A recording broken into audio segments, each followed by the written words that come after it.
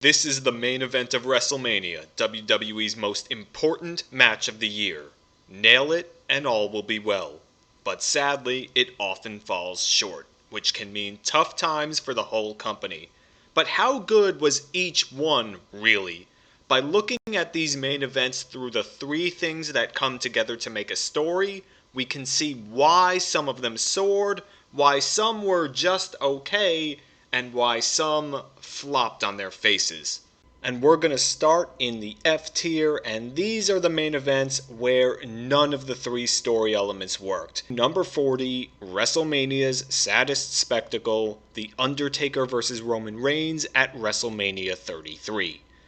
The first element of a good story is to have a strong concept, and this certainly did not.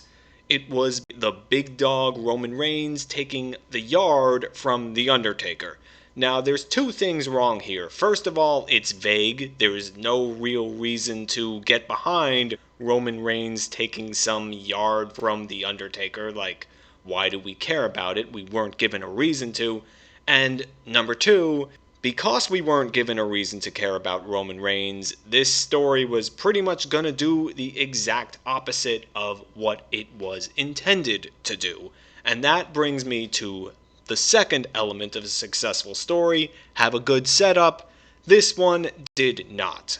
Now, WWE had a hot feud between Brock Lesnar and Goldberg heading into WrestleMania 33, so it decided to skip a title match for Roman Reigns there. But he was still going to be in the main event anyway because he was the long-term plan, so he needed at least something important on that long road. And he hadn't faced The Undertaker yet, so Roman Reigns eliminated him at the Royal Rumble, and then he said WWE was his yard. What did that really mean? Why was it important for him to say that? We weren't really given a reason. Then The Undertaker chokeslammed Roman Reigns at a random Raw a few weeks later, and that was pretty much it. There was no story here, there was no real stakes involved, so it just reminded you that, hey, Roman Reigns is Vince McMahon's pet project, and unfortunately it gets worse from there.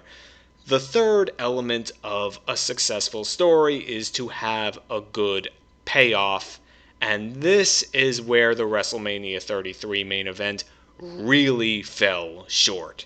The only good thing about this was JR was there as a guest commentator, and he said that the match would come down to whose body failed first.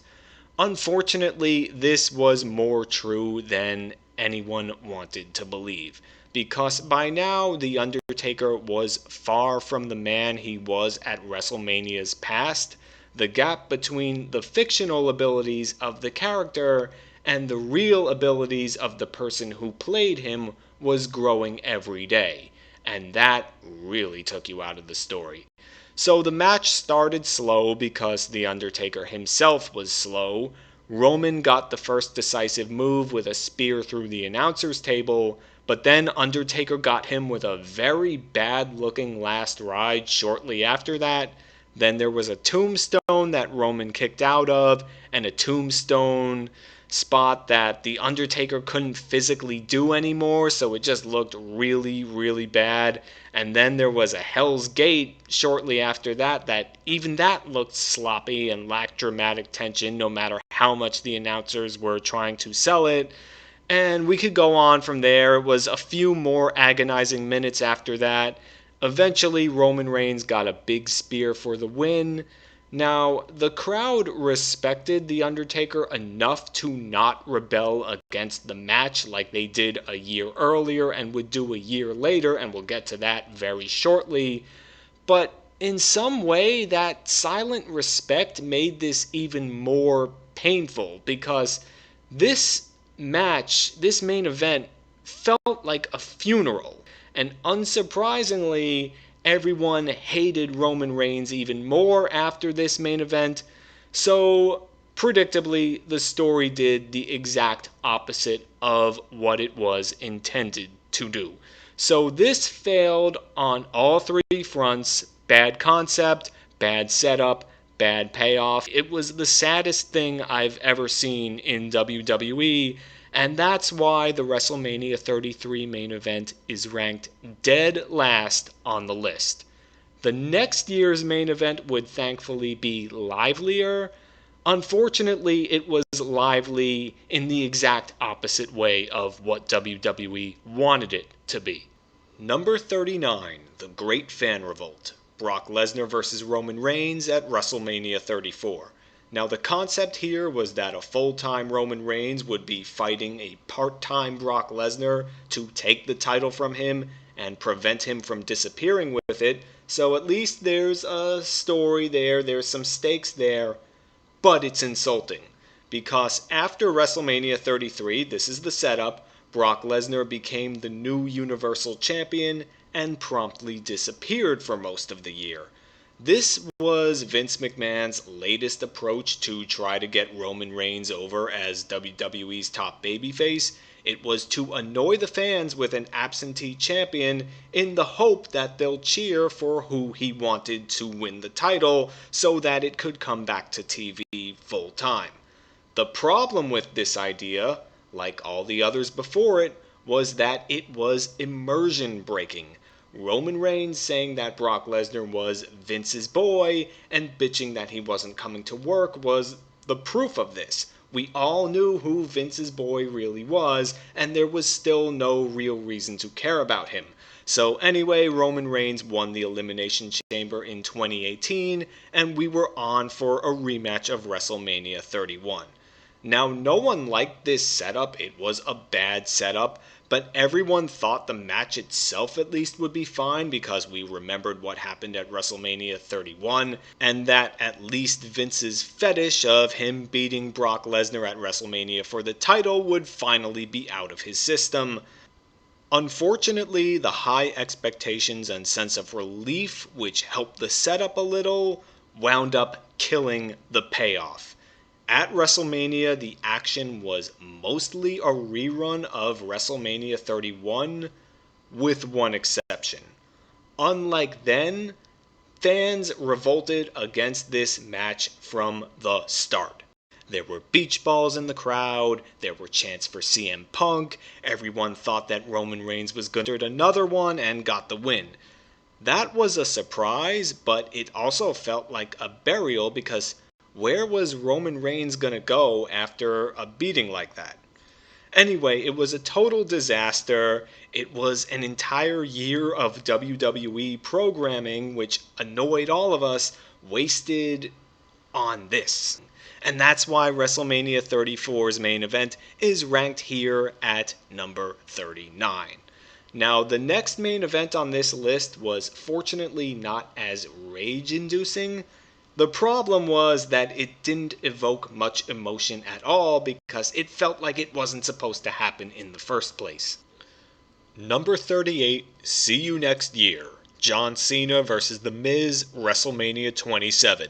The concept of this was that John Cena and The Rock were going to set up their match at WrestleMania 28, but that they were pretty much going to ignore the actual WWE champion in the process. So at least there's something to sink your teeth into, but it's a long wait. So the setup for this is that in November, The Miz cashed in his Money in the Bank contract to win the WWE Championship, but it was not great timing. This was when The Miz was still not a truly respected wrestler, and WrestleMania 27 was looking bleak even before the main event program started, since no one bought him as a top player. WWE had the good fortune of having The Rock make his return after 7 years as the host for the event, but he started mocking John Cena, and even though he mentioned The Miz, the champ was pretty much an afterthought.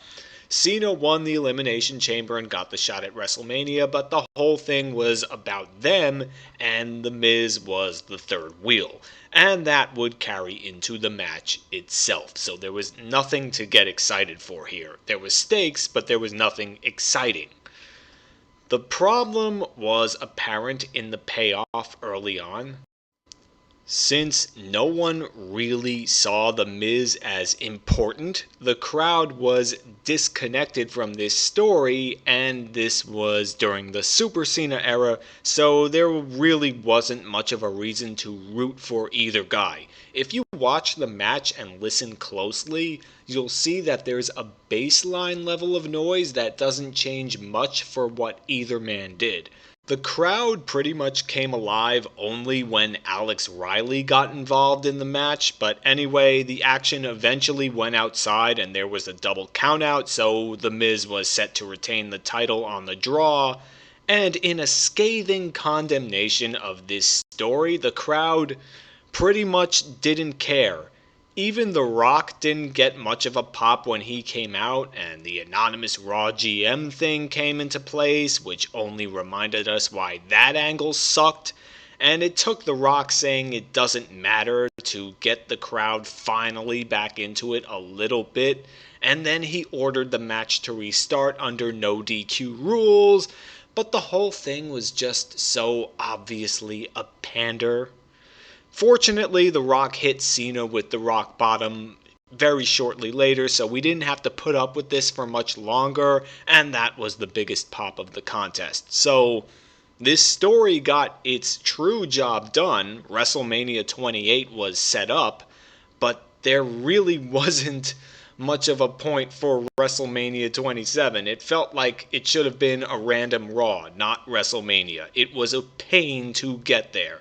So no element of the John Cena versus The Miz story worked. It had no spell over the audience, and that's why it's here at number 38. But as bad as this was, at least it did its true job.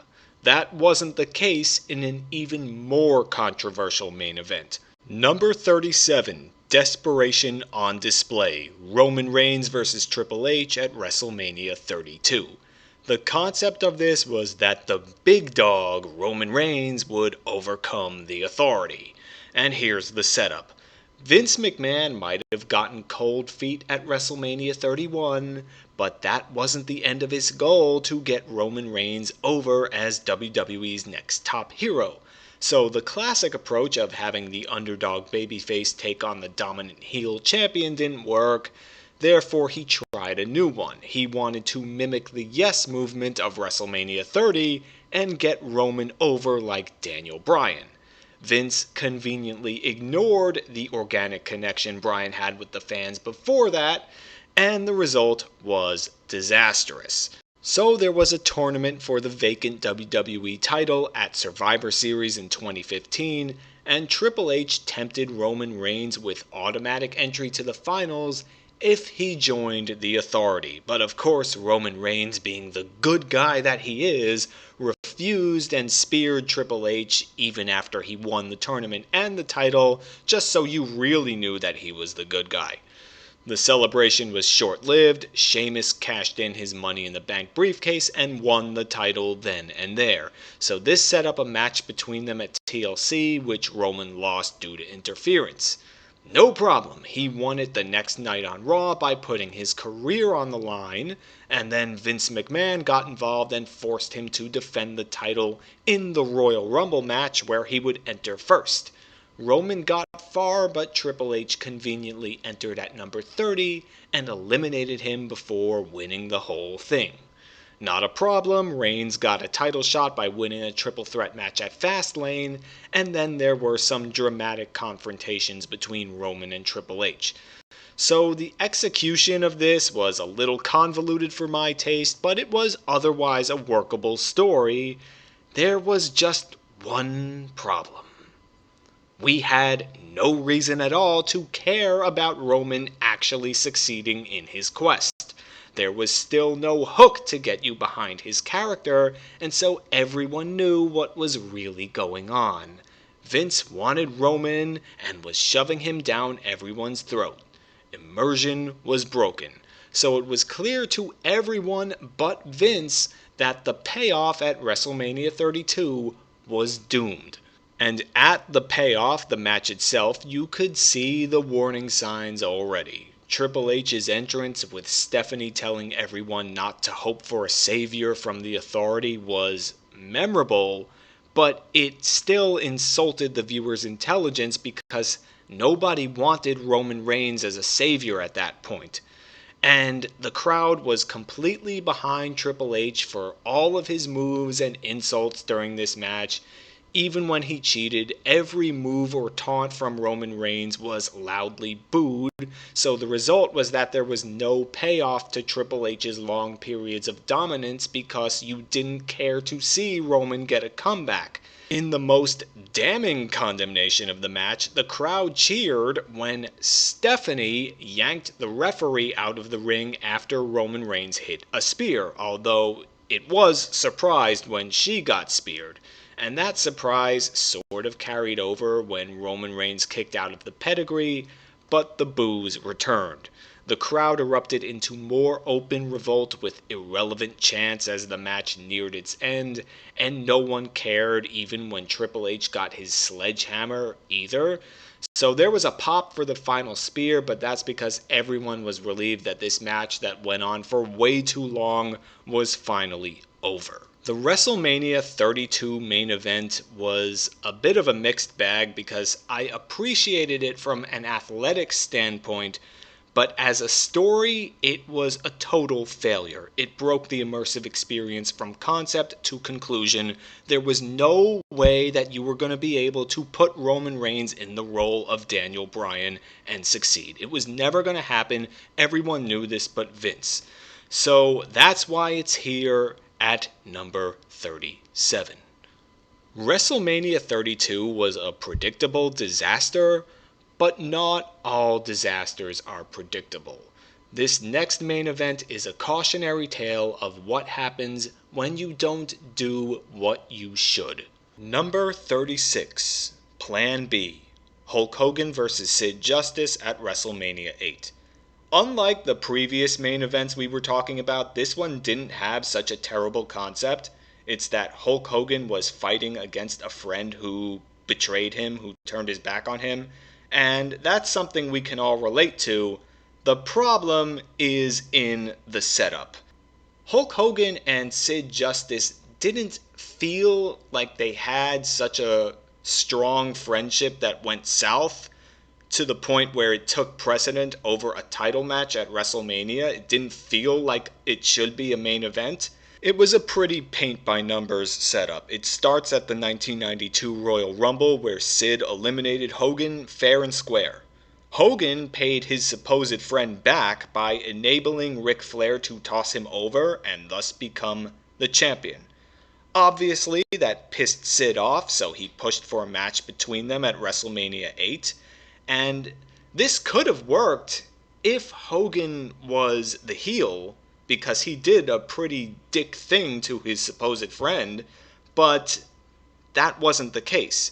So this felt like the first time where the company needed to do a little propaganda in Hogan's favor to make him seem like the good guy and Sid as the villain. Sid completed the process of, quote, turning on Hogan by walking out on him during a tag team match against Flair and The Undertaker. So this setup was confusing. It didn't give us a whole lot of reasons to want to cheer for Hulk Hogan, and unfortunately the payoff was going to be much worse than that. I do at least appreciate a little of what Sid did in this match. He viciously attacked Hogan before the bell. He had some moments in front of the camera where he looked really menacing.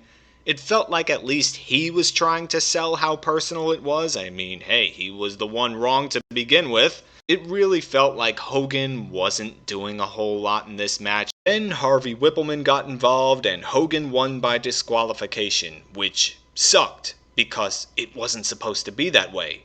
Papa Shango didn't enter in time. We were supposed to get a climactic moment where the Ultimate Warrior came out to help Hulk Hogan win the match, his old rival. But that didn't happen, so we wound up with maybe the most anticlimactic ending to a WrestleMania ever. There wasn't anything inherently bad about the Hogan vs. Sid concept, but the execution was a total failure. That's why it's here at number 36.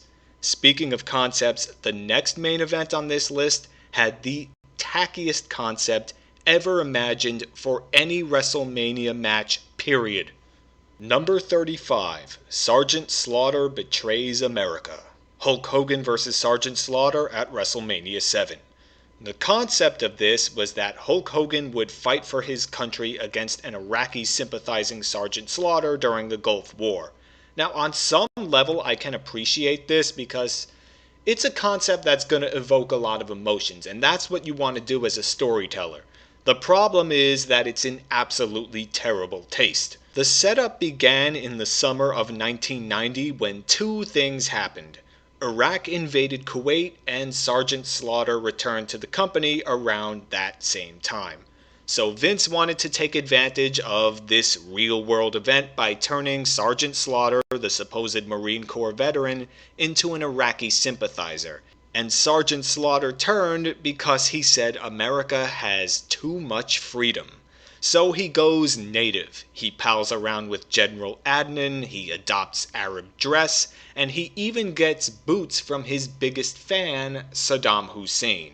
There were pictures with him and Saddam too, and Sergeant Slaughter said he'd conquer the WWF like Iraq conquered Kuwait, because that's not in terrible taste, right? Things kicked into high gear at the 1991 Royal Rumble, where Sergeant Slaughter made good on his promise by winning the WWF Championship from the Ultimate Warrior with some help from Randy Savage, and then Hulk Hogan won the Royal Rumble match. Sergeant Slaughter celebrated his title win by defacing the American flag, and Hogan said he'd come to his country's defense by beating Slaughter for the title as soon as possible.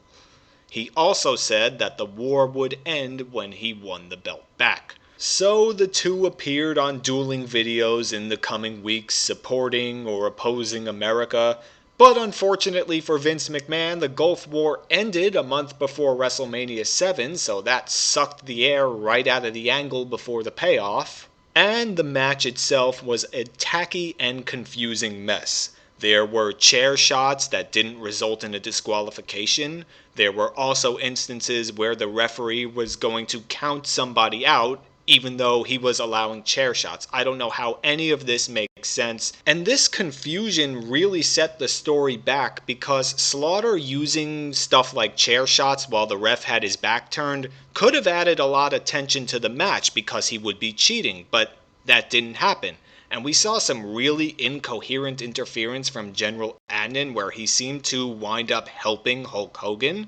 So I don't know how that makes sense. Anyway, we did get a good spot in the match where Sergeant Slaughter put Hogan in the camel clutch, which really looked like it might be the end, but then Hogan overpowered it. But then the match went on too long past that climax, and there was one last bit of tackiness when Slaughter draped Hogan in the Iraqi flag as he made an attempt at another pin, but then Hogan got out of it, hulked up, tore the Iraqi flag, and won. And that's gonna be a recurring problem in this video. Anyway, Adnan didn't even try to stop the pin count when it was happening, so again, why are you even out there, buddy? So, overall, this main event was a little better than it gets credit for. WrestleMania 7 has a bad reputation because the concept and setup of it were in such terrible taste, but at least there was enough of a story there for the audience to believe in, unlike the other main events up until now, and that's what puts it here at number 35. The next main event fortunately wasn't as tacky, but it was a warning that something wasn't going according to plan. Number 34, a flawed torch passing. John Cena vs. Triple H at WrestleMania 22. The concept of this was that Triple H would pass the torch to the next top guy in the company, John Cena. The problem is that he was already getting stale by then. Unfortunately, there wasn't much of a setup here to sink your teeth into. WWE just wanted a torch-passing moment to cement Cena's role as the top guy in the company, and it helped that people keenly remembered Triple H's reign of terror, so they weren't completely coming out of left field with this. So Triple H won a tournament to get the title shot at WrestleMania. On paper, this should have worked, but it didn't. because people were getting tired of John Cena and they were ready to see Triple H as a good guy again by now. So WWE was going to need to do a lot with this setup to overcome the flawed concept, but it didn't. It was a lackluster build. The two guys just threw some zingers at each other, but there was nothing really memorable or spectacular here. Triple H wanted his status back as Raw's top guy, but he wasn't willing to go to the lengths he used to. And the payoff did the exact opposite of what WWE wanted it to do. The crowd was not reacting as it should have because Triple H was the one getting cheered, even when he did stuff like bringing in the sledgehammer, which surprised JR. Who could have seen any of this coming a year earlier? Jerry Lawler was hilariously saying that Triple H was of the mindset where he wanted the fans to despise him, so he's trying to do his job here and sell this match, but nobody was buying it. It didn't matter how big of a dick Triple H was being, the crowd would just cheer for him no matter what he did. So the story wasn't working. Eventually we got a nice tense STF spot where Triple H came close to the ropes but tapped. So the torch was passed, but the story didn't really get John Cena any more over than he was before it. In fact, it probably set him back a little bit, so that's a failure. It wasn't as apathetic or offensive as some of the earlier WrestleMania main events we've discussed were, but it was still a failure, and as a result, this match goes here at number 34. For the next main event, ask what you're supposed to do if you're WWE and your champion loses his smile. Number 33. Trying and failing to make the best of a mess. The Undertaker vs. Psycho Sid at WrestleMania 13. The concept here breaks the immersive experience because it's The Undertaker coming to the WWF's real-life rescue, but hey, it's at least The Undertaker going after the title at WrestleMania. That always helps. Unfortunately, there wasn't a good setup because there couldn't be a good setup. Early 1997 was the WWF's darkest hour. The Monday Night Wars were now in full swing, and WCW was kicking its ass with the NWO angle, which you can see more of in my video here. To make things worse, there was internal chaos. Shawn Michaels and Bret Hart, the two biggest stars at the time, despised each other, and this personal feud doomed the WrestleMania 13 main event. The Iron Man match between them at WrestleMania 12 was a success, so Vince McMahon wanted a rematch, but Michaels knew he would lose this time and didn't want to drop the title to his arch rival, so he claimed his beat-up knee was a much more serious injury than it really was, vacated the title, and said he lost his smile. This would actually benefit the company enormously as it led to a match between a rising Stone Cold Steve Austin and Bret Hart instead, but that's a story for later. For now, we need to know that the WWF title picture was a complete mess. Austin won his first Royal Rumble that year, but because he had been eliminated before and no one saw it, he didn't get the title shot at WrestleMania. And in your House Final Four, Bret Hart won a fatal four-way that also involved Austin, The Undertaker, and Vader, and this awarded him the vacant championship, but he lost it the next night to Psycho Sid after Austin interfered, which tells you a lot about what the real main event of WrestleMania 13 should have been. So The Undertaker was announced as the number one contender because he was the last man left that had a chance of drawing any interest in the WWF title picture, and that was pretty much it. The payoff was equally messy, even though it didn't have to be. Before the match even got underway, Bret Hart started taking attention away from it and putting your attention on the backstage drama by coming out and insulting Shawn Michaels at the announcer's table. He got powerbombed and taken away, but then we got a slog because The Undertaker and Sid just didn't have any chemistry together whatsoever. It's one of those rare times where The Undertaker couldn't get a good match out of somebody. It was a slow war of attrition that Sid dominated too much, so you really got taken out of the match by the time The Undertaker started to come back, and then Bret Hart came out more than once and started again taking more attention away from this. Eventually, The Undertaker did win, but it felt degraded compared to what this should have been. So it was a total mess of a match. I give The Undertaker and Sid credit. They tried their best to make it work, but there was just too much going against them when it came to telling this story. They didn't have any chemistry, the company was a mess, and all of it showed, so that's why it goes here at number 33. We now go into the D tier, where the main events had some solid elements, but they just couldn't tie them together into a satisfying story. The next main event on the list will surprise you by how low I ranked it, because it had one of the most memorable moments in WrestleMania history, but it just wasn't enough to save a disaster of a story and years of more disaster from coming to WWE. Number 32, the heist of the century. Brock Lesnar vs. Roman Reigns vs. Seth Rollins, WrestleMania 31.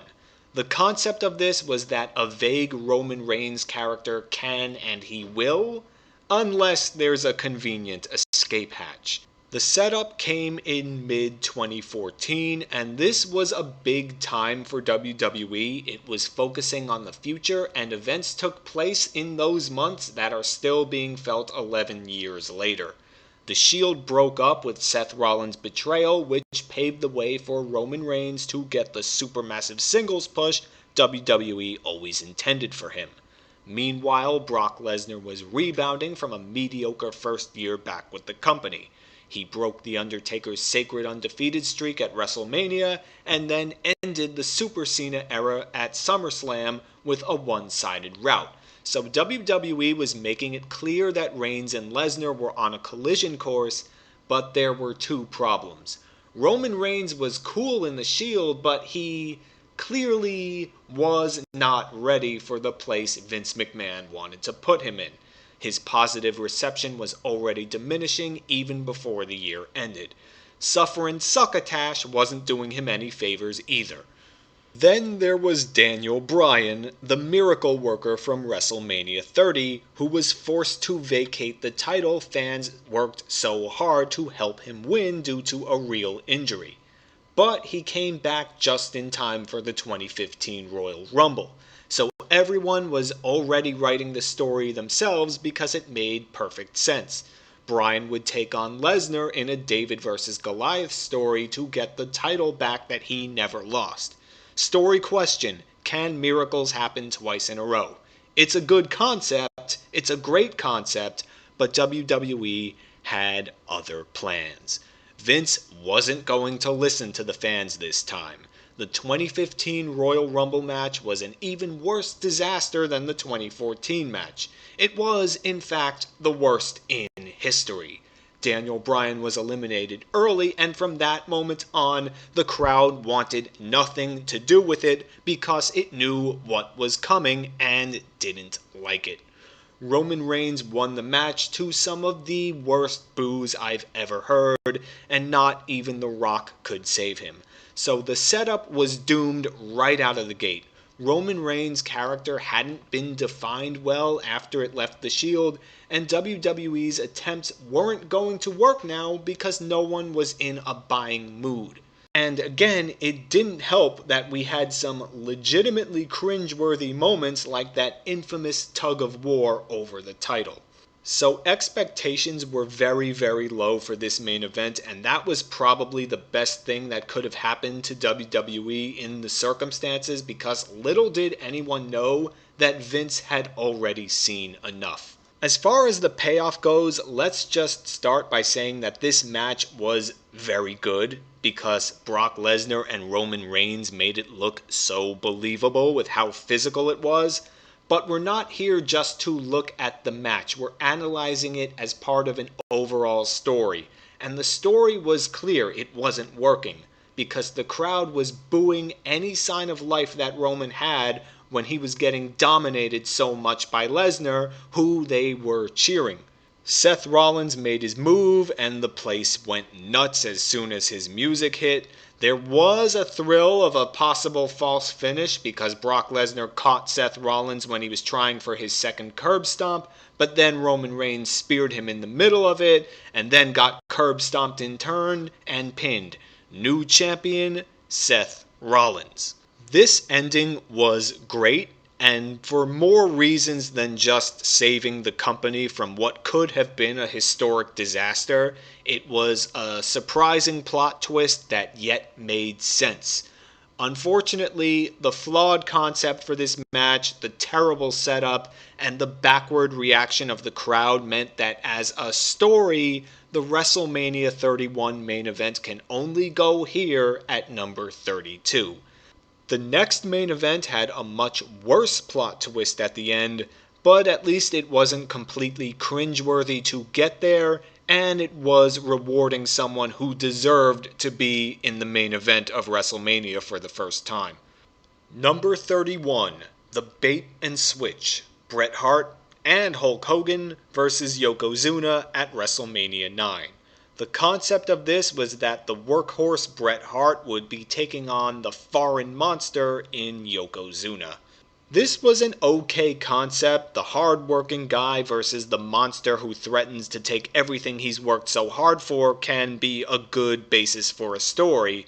The problem is that Vince always finds a way to make it worse when he goes for these evil foreigner gimmicks. Anyway, that October, two important events took place.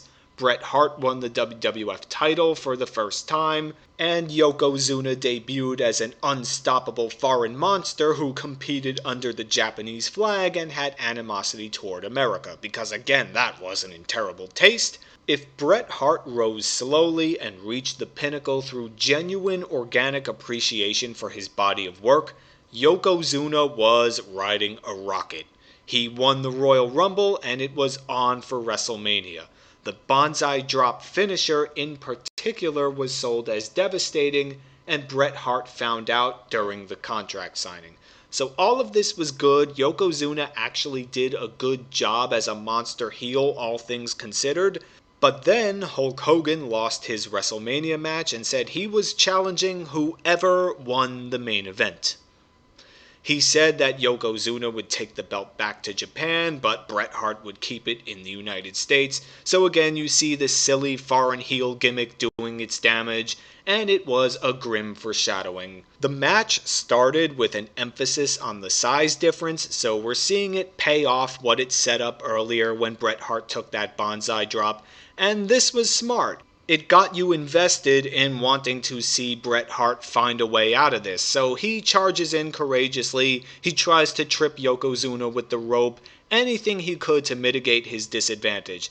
The rope thing is ordinarily a heel tactic, but since WrestleMania 9 was telling a David versus Goliath story, it worked as a bit of cleverness for the good guy. And I like this because it shows that you can do the same things and get different results, depending on how you prime your audience to view the context in which an event takes place. Then Yokozuna started to dominate the match, and the story question from here was, can Bret Hart survive and put someone this big with such massive legs in the sharpshooter? He tried and failed twice, and it was finally building up to that third time where Bret Hart got him and the crowd came alive, only for Mr. Fuji to throw salt in the champ's eyes that the ref didn't see, which allowed Yokozuna to get the pin and win the title. I would have preferred for him to hit the Banzai drop first and get the move over before the pin,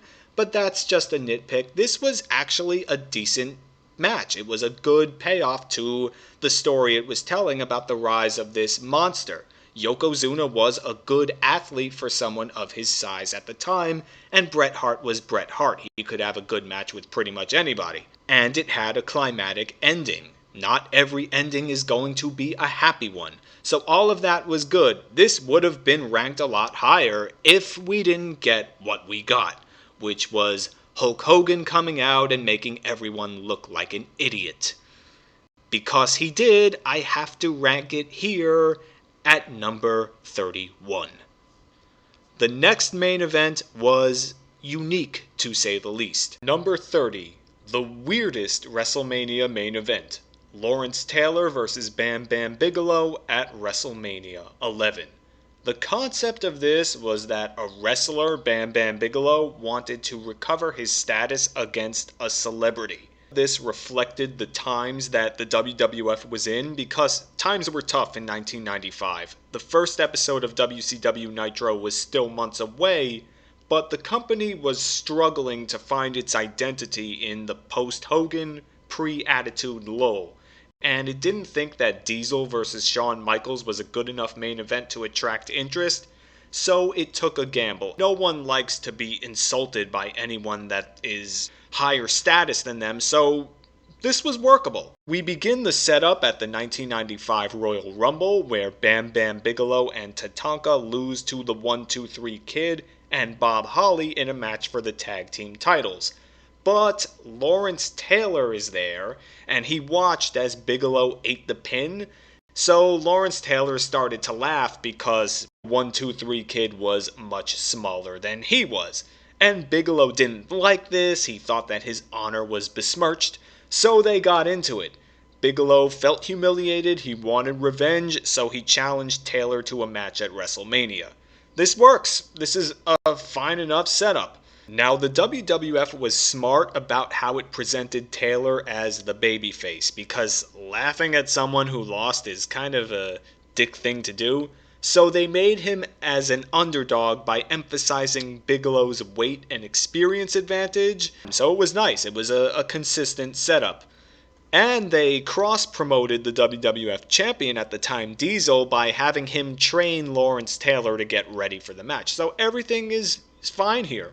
Now, as far as the match itself goes, that's the weakest part of this story. The payoff was that this was a lumberjack match, so it was kind of almost like a gang war between Taylor's crew in the NFL and the $1 Million Corporation, and this could have worked really well, but unfortunately the lumberjacks didn't really play a role in the match.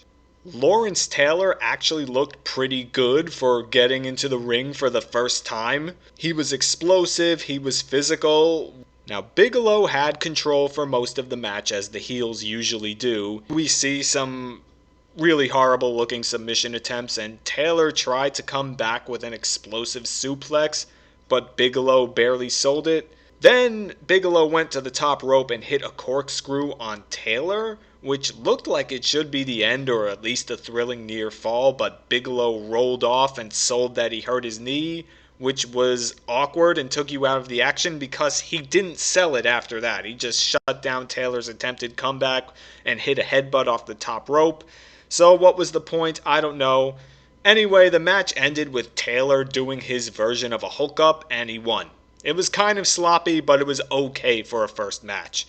So in a way, the WrestleMania 11 main event is both overrated and underrated. Some people think that it was the worst of all time, but it clearly wasn't, and that sentiment is probably because they don't like a celebrity becoming a wrestler, and it also came at a pretty bad era in the WWE's history. Was this the worst main event ever? No. It had a solid concept and setup, and Taylor overperformed his fundamentals. But the match was unfortunately very sloppily done, and it wound up underperforming the fundamentals that we already had at the same time. So it was basically a bad climax to an okay story. That's why it's here at number 30. The next main event had a decent concept, but was unfortunately hampered by its characters' limitations. Number 29. Hogan fights with broken ribs. Hulk Hogan vs. King Kong Bundy at WrestleMania 2. And the concept is a pretty simple story question. Can Hulk Hogan fight a monster with broken ribs? So the setup begins in November 1985 when Hogan and King Kong Bundy had their first televised match, which ended in a DQ. Then you fast forward to March 1st on Saturday night's main event, where King Kong Bundy interfered in Hogan's match and seemingly broke his ribs. Doctors advised Hogan not to compete at WrestleMania, but he told them to stick it, brother.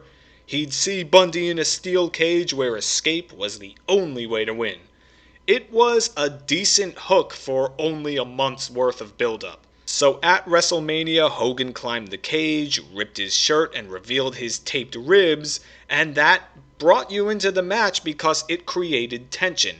Unfortunately, things would take a pretty steep dive from there.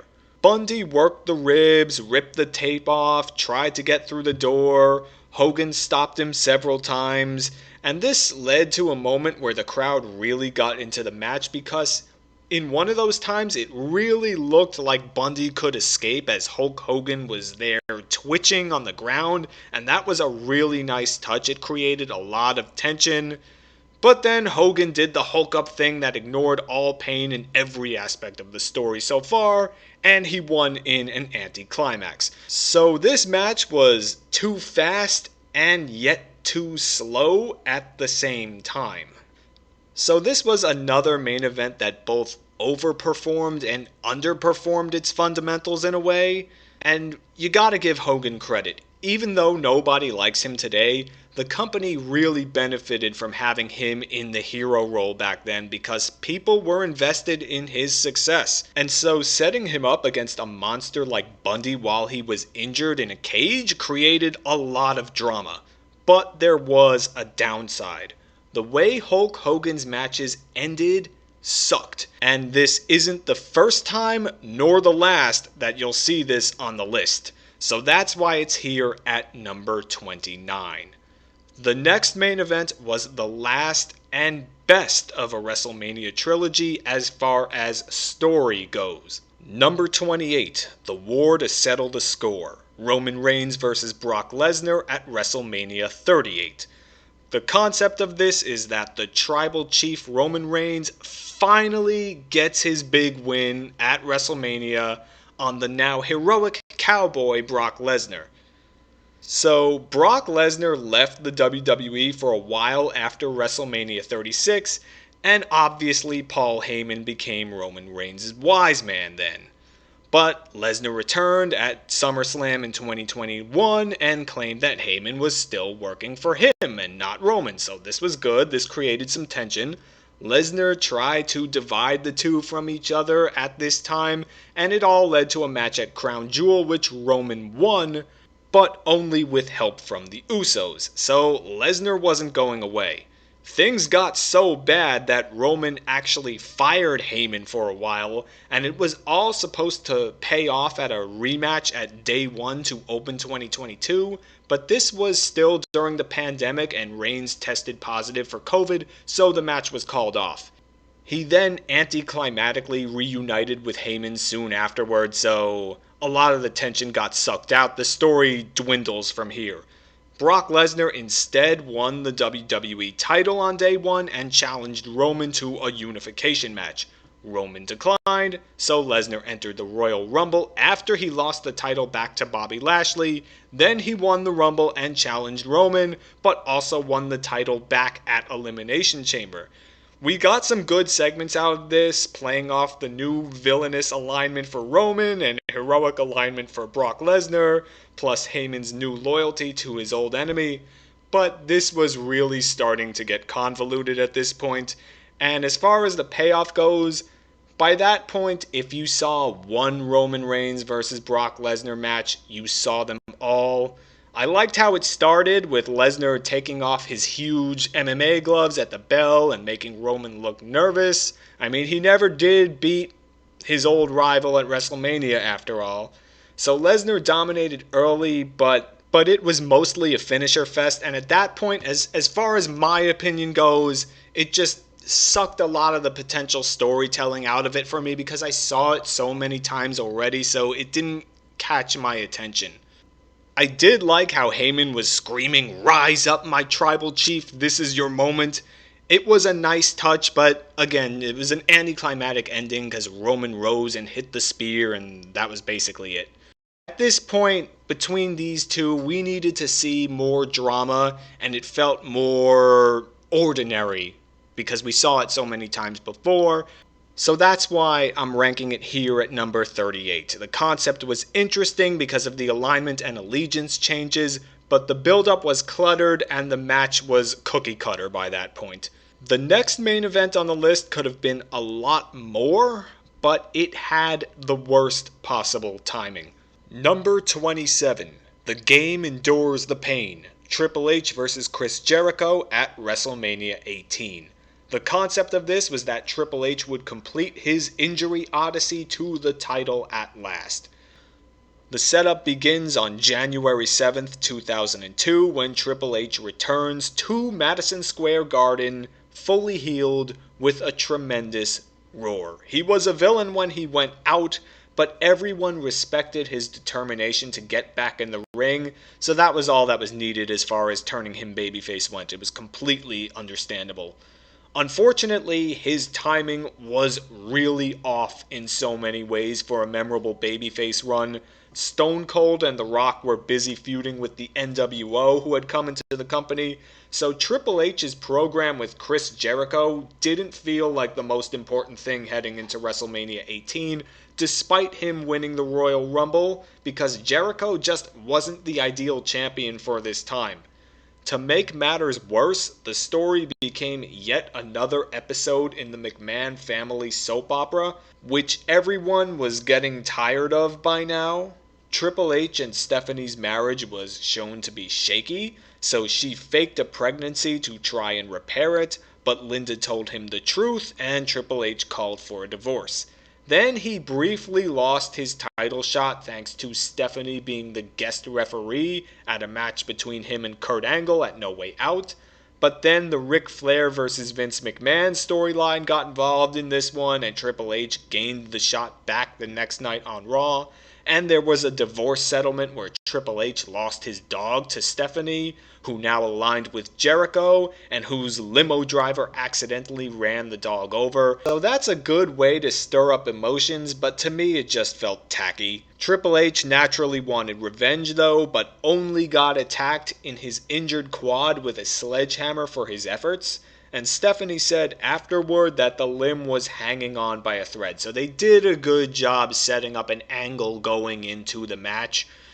Unfortunately, timing would rear its ugly head again because this match would follow on The Rock vs. Hulk Hogan, so there was no way it was going to live up to that.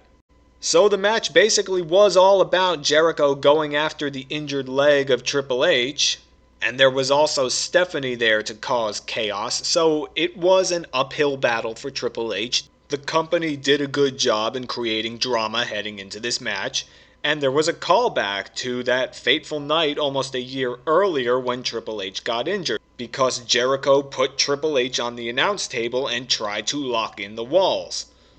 But he wasn't successful at it. Triple H went for a pedigree through the table and was backdropped instead. Then Jericho tried to end it with a lionsault, but Triple H kicked out, and no one cared. That sequence tells you just how out of place this was as a main event. Triple H and Jericho, though, they soldiered through it. There was a good spot where he was in the walls, and he was in it for so long that he looked like he might pass out from the pain, but he finally grabbed the rope, and no one cared again. The crowd mostly came alive when Stephanie interfered, and the biggest moment came when Triple H pedigreed Stephanie, who finally wandered too close to the war zone. But it looked like that satisfying moment would come at the cost of the match because it allowed Jericho to hit Triple H with a chair shot to the head. So that was a nice false finish. Triple H kicked out, hit Jericho with the pedigree, and that was the game, literally. And this time the crowd at least did give Triple H his due. So the match itself was well put together. It just couldn't do more because of its untimely concept and lackluster setup. Jericho himself says that he was disappointed with this match and that it shouldn't have been the main event. That's why it's here at number 27. The next main event at least had no McMahon family drama, but it was not better than the original. Number 26. Twice in a Lifetime. The Rock vs. John Cena at WrestleMania 29. The concept of this was that John Cena was kind of down on his luck and he would finally get his redemption from The Rock. The problem was that nobody really wanted to see this again, but we knew what would happen when The Rock stuck around after WrestleMania 28 and said he was going to be the WWE Champion one more time. CM Punk, who was the popular champion at the time, actually turned heel as part of this road, so that was a little questionable. The Royal Rumble in 2013 solidified it because Cena won the Rumble match and Rock won the title in a controversial decision. So the build was predictable from this time forward, but there was at least a hook, because the WWE did a pretty good job of making The Rock's victory at WrestleMania 28 the beginning of the end of the Super Cena era. He lost the aura of invincibility that he once had. He suffered repeat setbacks during the year, such as Brock Lesnar attacking him, failing his Money in the Bank cash-in, and even suffering the indignity of losing to John Laurinaitis. So the stakes were high for Cena as a character, because if he lost to The Rock twice in a row, it would be a permanent red mark on his career and psyche. Yes, it was all in the interest of Cena's redemption at the end, but there was a real story there. It was actually a better setup than WrestleMania 28's. The payoff was fairly decent. Everyone knew that Cena would win, so that sucked out a little bit of the tension, but The Rock wasn't the underdog this time. He showed that he could beat Cena and that he had no ring rust in the previous year. The announcers did a good job of building this up, because they said The Rock and Cena were fighting like they weren't trying to do too much too early and make a mistake like the one that cost Cena the year before. That was a good explanation, that was good psychology for the kind of slow start to the match. Things opened up when The Rock applied the sharpshooter, and there was a nice callback to the year before when Cena rolled out of it and got full of himself again, but this time he countered the rock bottom into an incomplete STF. The home stretch of the match saw the two of them kind of try to bait each other into making a mistake. For example, The Rock wanted to do a 5-knuckle shuffle, but Cena caught him with a surprise attitude adjustment. There were some more unsuccessful finisher attempts, but Cena finally won that race and the title with it.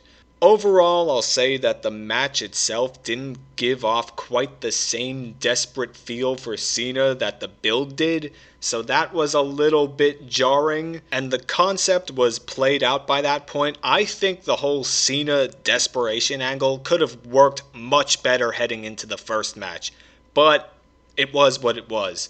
The main event wasn't that bad, it had a decent story, but the payoff felt a little incongruent with the setup, and there was just way too many finisher kickouts, even though I did like the race to get to the finisher. I wish it stuck to that. If it did, I would have ranked it higher. But it didn't, and the concept was played out. That's why it's here at number 26. The next main event on the list should have been a lot higher, but it was botched, and this was the time when the McMahon family drama started to get ridiculous. Number 25, a McMahon in every corner. The Rock vs. Triple H vs. The Big Show vs. Mick Foley at WrestleMania 16. The concept is that these four guys who have gone to war so many times will finally have to settle the score and end the chaos between them, all sponsored by the McMahons. You can already see how the concept should have been a lot better, because 2000 was arguably WWE's best overall year as a company. And the crazy thing is that Stone Cold Steve Austin wasn't there for most of it. The Rock was exploding in his place though, and his feud with Triple H was must-see TV as the year got started. But there were two other guys that Triple H and Stephanie McMahon, who were running the show at that time, were feuding with. Triple H defended the WWF title against Mick Foley in two brutal matches at the Royal Rumble and No Way Out, the second of which was Foley's last match as a full-time wrestler. Meanwhile, The Rock had beef with The Big Show heading into the Royal Rumble. He won the match, but The Big Show claimed that his feet touched the ground first, and so he was the real winner. So The Rock lost his title shot and then got it back, and then Linda McMahon appeared with Foley and said that the match would be a fatal 4-way elimination match with a McMahon in every corner. Triple H with Stephanie, Big Show with Shane, Rock with Vince, and Foley with Linda. It was convoluted, but The Rock was so red hot at this time that it didn't even matter that much. We all just wanted to see him finally get to Triple H. Unfortunately, that would not happen. At WrestleMania itself, the Big Show dominated for the first few minutes, which led to an unlikely alliance between the other three guys. He got eliminated shortly after that, and that was way too early because if he was going to be there, his presence as this huge monster could have led to a much more climatic moment when the alliance finally broke down, which would have stacked the odds against The Rock more toward the end. This did more to stack the odds against Triple H, the villain, since The Rock and Mick Foley were now united against him. The Rock and Mick Foley did eventually turn on each other under the idea that the match was every man for himself, and that was fine, but it felt a lot flatter than it should have been because at this point both of those guys had not only been tag team partners, but they had deep animosity to Triple H. So Foley attacking The Rock like he did didn't make a whole lot of sense, especially given the elimination stipulation, and Foley paid for it by being eliminated by Triple H, so he got his career ended twice by the same guy. It was now down to what this match should have been all along, Triple H versus The Rock. After a back and forth, Triple H gained the advantage and hit a pile driver on the steps, so that was a kind of holy shit moment. Then Vince McMahon fooled us by attacking Triple H, so that was a good example of a bait and switch. Finally, Vince hit The Rock with the chair, and the crowd roared at its loudest in the entire match when he kicked out, but another hit sent him down. Vince screwed The Rock, and Triple H became the first heel to walk out of WrestleMania with the title. Now, this main event was awesome to watch in real time because the star power was so high, but you can see how clunky the storytelling was compared to the star power, can't you?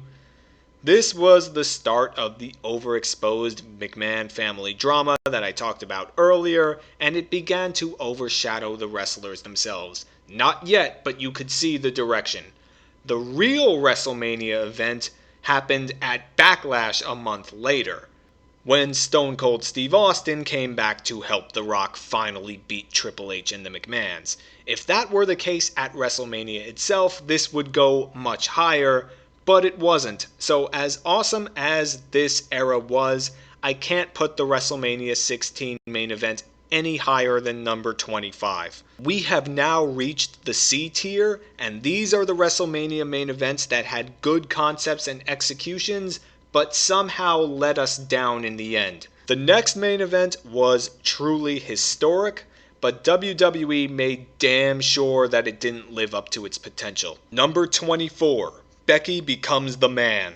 Becky Lynch versus Ronda Rousey versus Charlotte Flair at WrestleMania 35. The concept here is that Becky would overcome the odds and become double champ. And the setup starts with all the right ingredients. The year between WrestleManias 34 and 35 was WWE's Year of the Woman. And this wasn't just PR. By now, many talented women had come into the company thanks to NXT, and there was finally a star to become that division's center of gravity, though not the one WWE envisioned. Becky Lynch had a sort of Daniel Bryan awakening where fans felt she was underappreciated, and this awakening matured at SummerSlam in a triple threat match between her, Charlotte Flair, and Carmella for the SmackDown Women's title. Hilariously, WWE thought that her turning heel on Charlotte would get the reaction it desired, but it naturally only made people feel like she was even more underappreciated. To their credit though, WWE realized what they had with Becky and ran with it. She won the title from Charlotte only a month later. Meanwhile, Ronda Rousey made her highly anticipated debut in WWE and won the Raw title at that same SummerSlam. In a perfect world, these two would be on a collision course, But of course, WWE is far from a perfect world. The road to WrestleMania itself was a mess. It looked like WWE didn't even want to do the match between Becky and Ronda at WrestleMania at all. It looked like it was going to happen at Survivor Series in a champion versus champion showdown, which was otherwise meaningless. But fate intervened and it didn't happen because Nia Jax legitimately broke Becky's nose, so we got an iconic image that made her even more popular. Charlotte subbed for Becky in the match with Ronda, and naturally it ended in a DQ. Fortunately, WWE was again getting the message that the crowd really wanted to see Becky versus Ronda, so Becky dropped the SmackDown title to Asuka a month later and would win the Royal Rumble with a storyline injured knee. The next night on Raw, Becky challenged Ronda to an electric response. So far, so good. All downhill from here though, fast.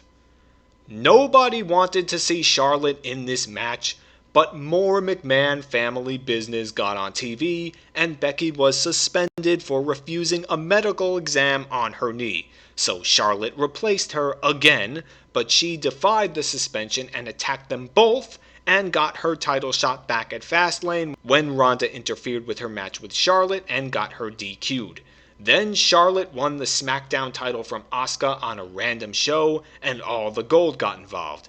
Yeah, it was convoluted. People were calling her Shoehorn Charlotte for a reason. Might as well put the SmackDown title on her to make her feel at least a little important. We got some nice brawls out of it though, and the struggle was at least clear for Becky, so there was that. As far as the match itself goes, this was the last WrestleMania that was only one night, and it was very long, so the crowd was exhausted by then. Still, everyone was there to see Becky win, and she was indeed the right underdog for this match. She wasn't as skilled as Ronda or strong as Charlotte, so she needed to have a lot of heart and creativity. That was the story going into the match, and it was executed fairly well. Ronda was shown as the biggest threat early, and she looked really good doing her moves. Charlotte also had her moments of strength, and Becky had her moments of unexpected offense. There was a fun moment when Ronda tried a double armbar, but that was a mistake since it got her double teamed, and generally Charlotte and Becky needed to put their differences aside to neutralize her. Then of course the alliance would break. Everything built up to that final moment in the match where it was finally Becky versus Ronda, which was what everyone really came to see to begin with. It unfortunately didn't last long. Ronda looked like she'd easily beat Becky due to the gap in skill, but her Piper's Pit was reversed. Becky pinned Ronda and won both titles. It was an anticlimactic ending. So much that even Corey Graves on commentary said as much, which took you out of the story. WWE clearly wanted to save more between Ronda and Becky, but that never happened.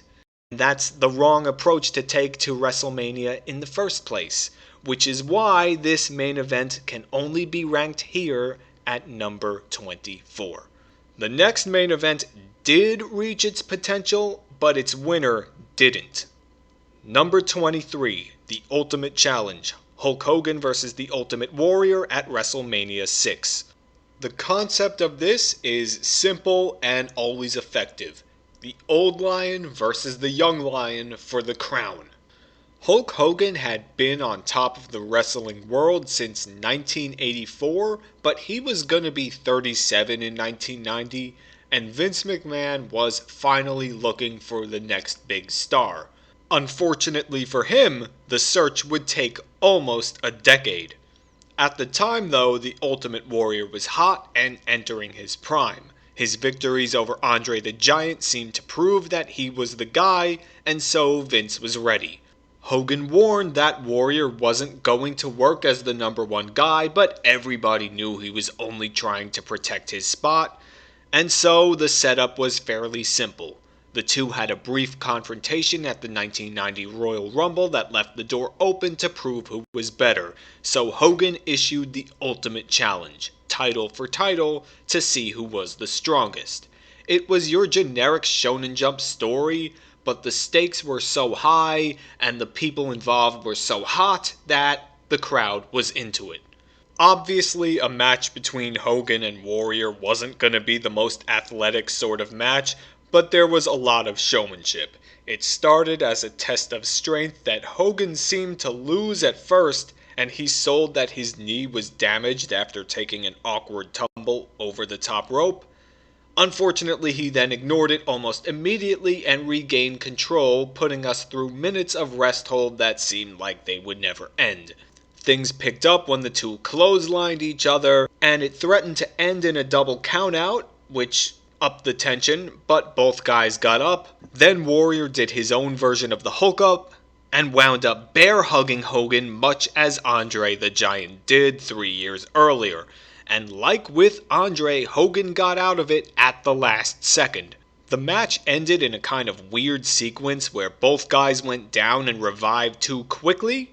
Warrior got the better of that race, avoided the leg drop, got his splash, and barely won with Hogan kicking out just after the count of 3. It was a good concept and a good setup given the time constraints. Not every story has to be an epic. And it ended with a nice climax with Hogan's Hulk up finally failing. And of course the crowd was super into it, so that always helps. But there was a rough execution, so that's why it's ranked here at number 23. The next main event was thankfully a lot more athletic, and as a last minute fill-in, it did an admirable job. Number 22, the next big thing's revenge. Brock Lesnar vs. Kurt Angle at WrestleMania 19. The concept here is fairly simple. Brock Lesnar was going to complete his revenge on Kurt Angle and pay him back for months of torment. This was actually the main event that almost didn't happen. It was certainly a gamble to put this on last when you had Stone Cold and The Rock in a match. And originally they were supposed to be the headliner, but Austin wasn't in the best condition, and the WWE brass worried about what would happen if things went south with him. But it wasn't a disaster. The company was trying to do its best to promote Brock Lesnar as the next big thing, and with Kurt Angle to work with, it wasn't a concept that was likely to fail. Although there was a scary moment. The story began when Brock Lesnar lost the WWE Championship at Survivor Series to The Big Show thanks to a traitorous Paul Heyman. This was actually his first pinfall loss, so it was kind of a waste, but the company made up for it by having Lesnar screw Big Show out of the title a month later, and now Kurt Angle was the champion. Unfortunately for Lesnar, Angle was also working with Heyman and screwed him out of a title shot however he could. But there was one path available. Lesnar beat Big Show and won the Royal Rumble, and then he won a handicap tag team match, also involving Angle a month later. That served as a way to further heat things up between them, and in the 2 weeks before WrestleMania, Angle slammed Lesnar through a chair and attacked his body with a 2x4, which weakened his ribs, so that set up some drama in the match. The setup as a whole was nothing special, but Lesnar and Angle were such strong athletes with amateur wrestling backgrounds that the concept was strong enough to not need a brilliant setup. The match itself was going to be the real attraction.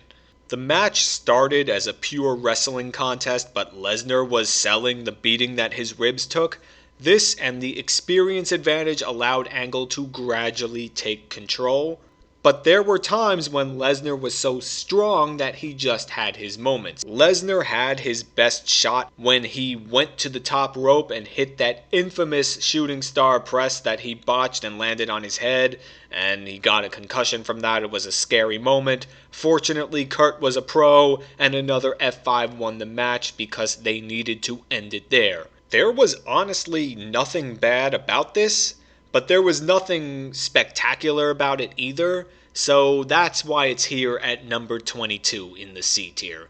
The next story was wild, but there were a few missing elements that meant it couldn't do all that it could have. Number 21, Randy Orton's failed revenge. Triple H vs. Randy Orton at WrestleMania 25. The concept of this was that Randy Orton was going to get unholy in his quest for revenge against Triple H, and this concept was good on paper. The setup started when Orton insulted Stephanie McMahon and then attacked Vince and sent him out on a stretcher. He won the Royal Rumble only days later. Then Orton just got into straight up gaslighting. He said that he suffered from intermittent explosive disorder and couldn't control himself from attacking Vince. He even said that he'd sue the WWE for failing to help treat his condition. Side note, if you want to know more about this condition, see my video on Like Mother Like Daughter because it's in there. Anyway, Orton also said that if he was fired, he'd sue the WWE for breach of contract because as the Royal Rumble winner, he had the right to challenge for the title at WrestleMania. He and Stephanie got into it for a while, and it led to a series of matches between Orton and Shane, who got seriously injured. Then Orton finally hit an RKO on Stephanie, which of course drew out Triple H. Triple H and Stephanie were supposed to have divorced way back at WrestleMania 18, but who even cared at this point because everyone knew they were married for real? Retcon. Orton was delighted at this because he said Triple H was his target all along. He wanted revenge for what happened when he was kicked out of Evolution in 2004. Then we got some backstage fights and that crazy attack from Triple H on Orton at his house. So all of this was good. I loved all of this. The problem is that the alignments were off. Orton was legitimately wronged in 2004, and it's not like Triple H asked for forgiveness or made amends for it. If the roles were reversed and Triple H and the McMahons were the heels in this situation, it could have been like a Count of Monte Cristo story. You could argue that Orton went too far, but not really for the wacky world of professional wrestling. And Triple H and the McMahons aren't exactly the most sympathetic figures, so this wasn't reaching its potential even though it was still cool. Then there was the bad timing because this match had the bad luck to follow the legendary Undertaker vs. Shawn Michaels match at WrestleMania 25, so it had no chance of living up to that. WWE was going to rectify that mistake at another WrestleMania, but that's a story for later on. Back at WrestleMania 25, there was an interesting start because Triple H, the supposed cerebral assassin, was the one acting emotionally. Orton got under his skin, and that led to an early RKO. But Orton didn't take advantage because he wanted to go for the punt, and Triple H unfortunately recovered way too fast and hit a pedigree, so Orton was soon begging for mercy, but Triple H went after him. It all felt off though because this was happening way too early, and after the finishers, both guys should have been a lot more damaged. The best moment in the match was probably when Orton looked so crazy as he DDT'd Triple H from the table to the floor. He looked genuinely mentally unstable. That was his best look of the match, and it almost got Triple H counted out in what was the biggest hook of this match, but he got back in just as the ref was going to signal 10 to Orton's disbelief. Orton then laid a beating on him, including by throwing him into the ref and then hit the RKO, but Orton had decided to take the ref out earlier, and now it came back to haunt him. He brings in the sledgehammer, but Triple H punts him as he's getting back into the ring, turning his own move against him. And again, his facial expression, Orton's here, was fantastic. Then Triple H hit Orton with the sledgehammer, hit it, beat on him some more, and finally hit a pedigree. The end. I think the match itself is sort of underrated, and it was probably a missed opportunity to have Orton lose here when he won only a month later, so I'm not sure what was going on there, and the alignment problem was also at work. So this is a weird story to rank. Strong concept, strong execution, with a good climax in a way, but one that doesn't leave you quite satisfied. That's why it's here at number 21. The next main event had Mr. WrestleMania in it, so you knew it would be good at worst. Number 20. A better torch passing. John Cena vs. Shawn Michaels at WrestleMania 23. The concept here is that tensions between the tag team champions would explode, and we will see that again later in the video. Now, The Undertaker won the Royal Rumble in 2007 and challenged Batista, so that allowed WWE to be a little creative with how they set this up. Shawn Michaels got his shot by winning a triple threat match that also involved Randy Orton and Edge. The problem was that he and John Cena were already the tag team champions. So naturally, Orton and Edge tried to mess with Cena's head, and they were telling the truth. They were reminding him that Shawn Michaels had turned his back on every partner he ever had. So you were left wondering all that time when Shawn Michaels was going to turn on Cena, as they faced some pretty serious threats that came their way, which included The Undertaker and Batista in 2 tag team matches. Now, the turn didn't happen until the go-home show when Shawn Michaels finally hit Sweet Chin Music on Cena, so that was a bit of a waste because it prevented the story from getting into a higher gear before the climax, but it was nice. It was a constant source of tension to see when the explosion would finally happen. At the match itself, it was a tale of contrasts. Michaels was the smaller guy, so he was going to have to be creative, he was going to have to play mind games, he got in Cena's head, he stuck and moved, but Cena, every move that he did, evened the odds, so that was a good contrast, it told a good story. Michaels continued to get creative, he took out Cena's knee with a downward strike and kept hammering at it, he was vicious at this, and this would have been great against a more sympathetic babyface, which John Cena wasn't exactly that at this time. Still, even though he was hurting, he showed how dangerous he could be with every shot he landed, and the tide turned when Michaels missed an attack and hit his head on the ring post, which made him bleed. Cena started the moves of doom, but I didn't like this because even though he tried to sell the damage to his leg during it, it wasn't enough, and it sort of sent the message that, hey, this guy really is Superman. Anyway, Michaels accidentally hit the ref with Sweet Chin Music, and the rest of the match was a trade of finishers and attempted finishers. Cena finally got the STF again, which forced Michaels to tap out. This match was much better than the WrestleMania 22 main event. Shawn Michaels could always be called on to deliver a strong performance, and as far as babyface versus babyface matches go, it was fine.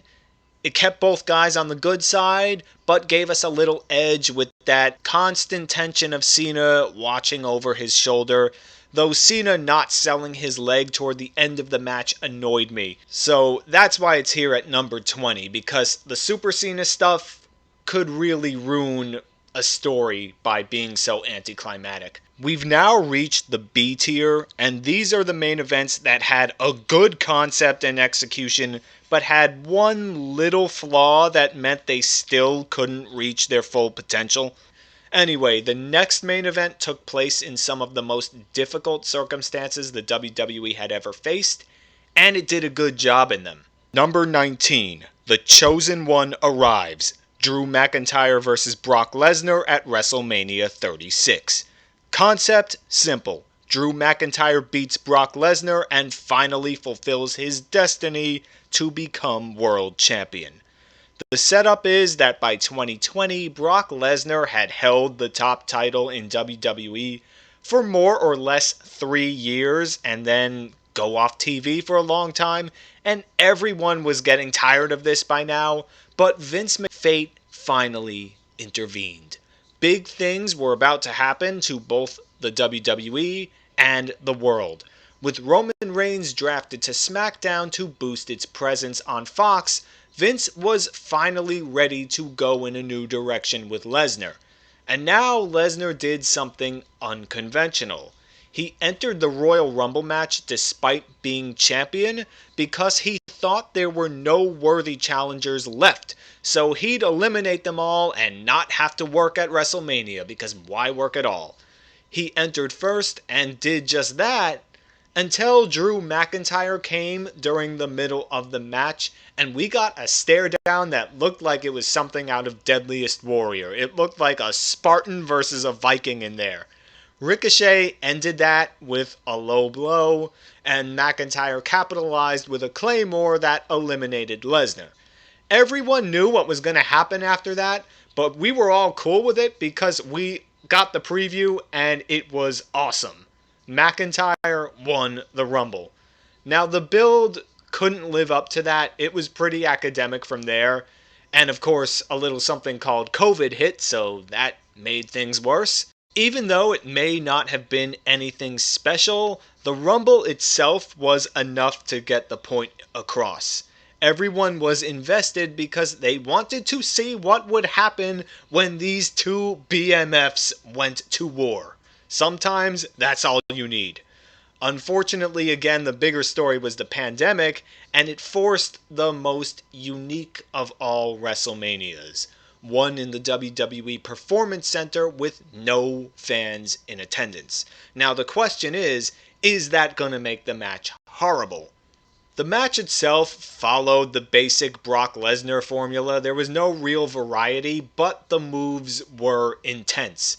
McIntyre hit a Claymore early, but Lesnar survived, hit suplexes, hit F5s, but McIntyre kicked out of every one. When McIntyre was kicking out of all those F5s, you knew he had Lesnar's number, so you were pretty much just there to enjoy the fight from there. McIntyre won the title and became the first British WWE champion. This story was simple but intense, and a lot of times that's all you need. You don't need to do too much. Could there have been more effort in the build? Yes. Did COVID make things worse? Yes. Was the Brock Lesnar formula played out? Yes. But it was still good enough. That's why it's here at number 19. The next main event is the one that started it all at great risk. Number 18, Vince bets it all and wins. Hulk Hogan and Mr. T versus Roddy Piper and Paul Orndorff. Vince McMahon said that WrestleMania was the biggest gamble he ever made in his life. It cost much more money than he had. He actually had to mortgage his house to pay for it. And what did he spend all that money on? Elaborate production values and extensive celebrity appearances. Plus, wrestling is at its best when it takes real-life events and works them into on-screen antics. And this took place during wrestling's transition period when it was moving out of the territories and moving towards more of a national product. But not everyone liked this. A lot of old school wrestlers like Roddy Piper didn't like where the business was going, didn't like the appeal to a mass audience. So Roddy spoke out against the growing rock and wrestling connection. Cyndi Lauper of Girls Just Wanna Have Fun fame was one of the key attractions at WrestleMania and a key part of the rock and wrestling connection. So Piper spoke out against her. He was basically the guy that just didn't want you to have fun. And this isn't the most in-depth premise for a villain, but it works because nobody likes people like that. So the animosity set up a match between Hogan and Piper. That match ended in a DQ when Piper kicked Cyndi Lauper in the head. So yeah, it was on for WrestleMania. But it almost wasn't. Mr. T started to get scared that Piper would legitimately hurt him because he didn't like this celebrity involvement in wrestling. So he was found in Central Park with some homeless people as the show was going on. And Hogan needed to persuade him that everything was fine and actually get him into Madison Square Garden. So there was a lot of real life drama aiding this setup. The match looked like it was going to start with Hogan and Orndorff, but then Piper and Mr. T got in. That was probably a mistake because it would have worked better if that action was delayed for a few minutes. Things got more chaotic and guest referee Muhammad Ali had to get involved. Then Piper and his crew made for the locker room looking like they wanted to quit. They drew the boos that they should have, but such an action felt a little early. It felt like that should have been later as part of the escalation in the match itself. Anyway, after they got back in the ring, it got into a higher gear as it built to the heels doing heel things, overwhelming Hogan, isolating him. So your basic tag team match. Orndorff unfortunately looked really stupid by allowing Hogan to get the hot tag to Mr. T way too easily, and then Mr. T got overwhelmed way too fast so that hot tag didn't build too much. Then chaos broke out again, and the heels' attempt to get Cowboy Bob Orton to interfere backfired as he hit Orndorff with a double axe handle off the rope, which allowed Hogan to get the win. So that was nice to see. The heels' tactics backfired on them. Was the match bad? Yes. But the concept and setup made up for it, because there were a lot of stakes in real life and on screen for this. So that added a lot of drama. That made it a good story with a good ending. WrestleMania 1 was obviously a huge success, so the story did what it needed to do, and that's why this main event is ranked here at number 18. It was historic. The next story on the list is dangerous because it's hard to look at it objectively. Number 17, Austin sells his soul. Stone Cold Steve Austin versus The Rock at WrestleMania 17. Now, the concept of this is probably the strongest concept ever for a WrestleMania main event. It's Stone Cold, it's The Rock, who is the real number one guy at the peak of the company's popularity. WrestleMania 17 was undoubtedly the best show that WWE ever produced. But that means we have to try to not let its glory blind us. When we're careful, we can see that this main event, as historic and important as it was, is nevertheless overrated. Stone Cold Steve Austin returned to the company in September, but by that point it was debatable who the biggest star was. The Rock carried it during what was arguably its best year ever, and was just as nuclear hot. So ideally, these two should be on a collision course from then on out. Unfortunately, there was the whole whodunit angle involving Rikishi, and then the whole feud with Triple H, which gave us some good moments, but it took Austin's focus away from The Rock. And then you had Kurt Angle have a run with the WWF title, which was another mistake because as great as Kurt Angle was, this just wasn't the right time to make him the champion because it undercut the idea that The Rock was overtaking Austin as the company's leading man. So we wound up wasting 4 months. So the company sort of needed to rush the WrestleMania 17 build. It began at the Royal Rumble when Austin won his record-setting third Rumble match, and The Rock got the title back at No Way Out a month later, which only left a month or so to build the actual match. And this wasn't really done in a great way either. The whole Deborah being named as The Rock's manager thing distracted from the underlying concept, which was The Rock eclipsing Austin as the top star in the company. Thankfully, things got back on track when we had that all-time great sit-down interview with them and JR, and that got to the point that it needed to get to. Austin needed to beat The Rock more than anything he could ever imagine. We also got what was probably the best hype video of all time with their rivalry being packaged to Limp Bizkit's My Way, so that was obviously great. The tension increased even more before the match when we heard that it was going to be a no DQ, and that allowed Austin to beat on The Rock, showing how desperate he was to get that title back. He got more and more desperate during the entire match.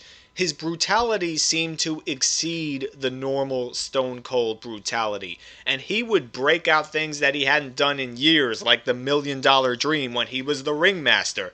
Everyone remembered the Ringmaster, everyone hated the Ringmaster, no one more than Stone Cold himself, but he was so desperate to get the title back that he was even willing to do the $1 Million Dream, the Ringmaster's move. But no matter what Austin did, The Rock simply would not go down. It looked like his star was so bright that Austin couldn't suppress it no matter what he did. So then we got to the ending of the match when Vince McMahon came out, Vince's original involvement was played smartly. You didn't know what he was going to do at that point, and he did break The Rock's pin, but you still didn't know that he was on Austin's side yet. Austin even ignored him and took a chance to hit The Rock, which, Austin hates McMahon, but he's so desperate to get the title back that he's willing to even ignore McMahon.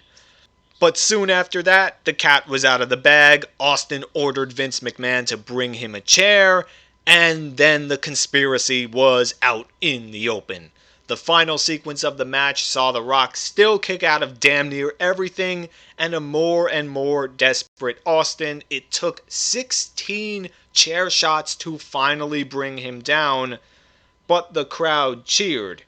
The handshake between Austin and McMahon was supposed to be shocking, but people didn't want to boo Stone Cold.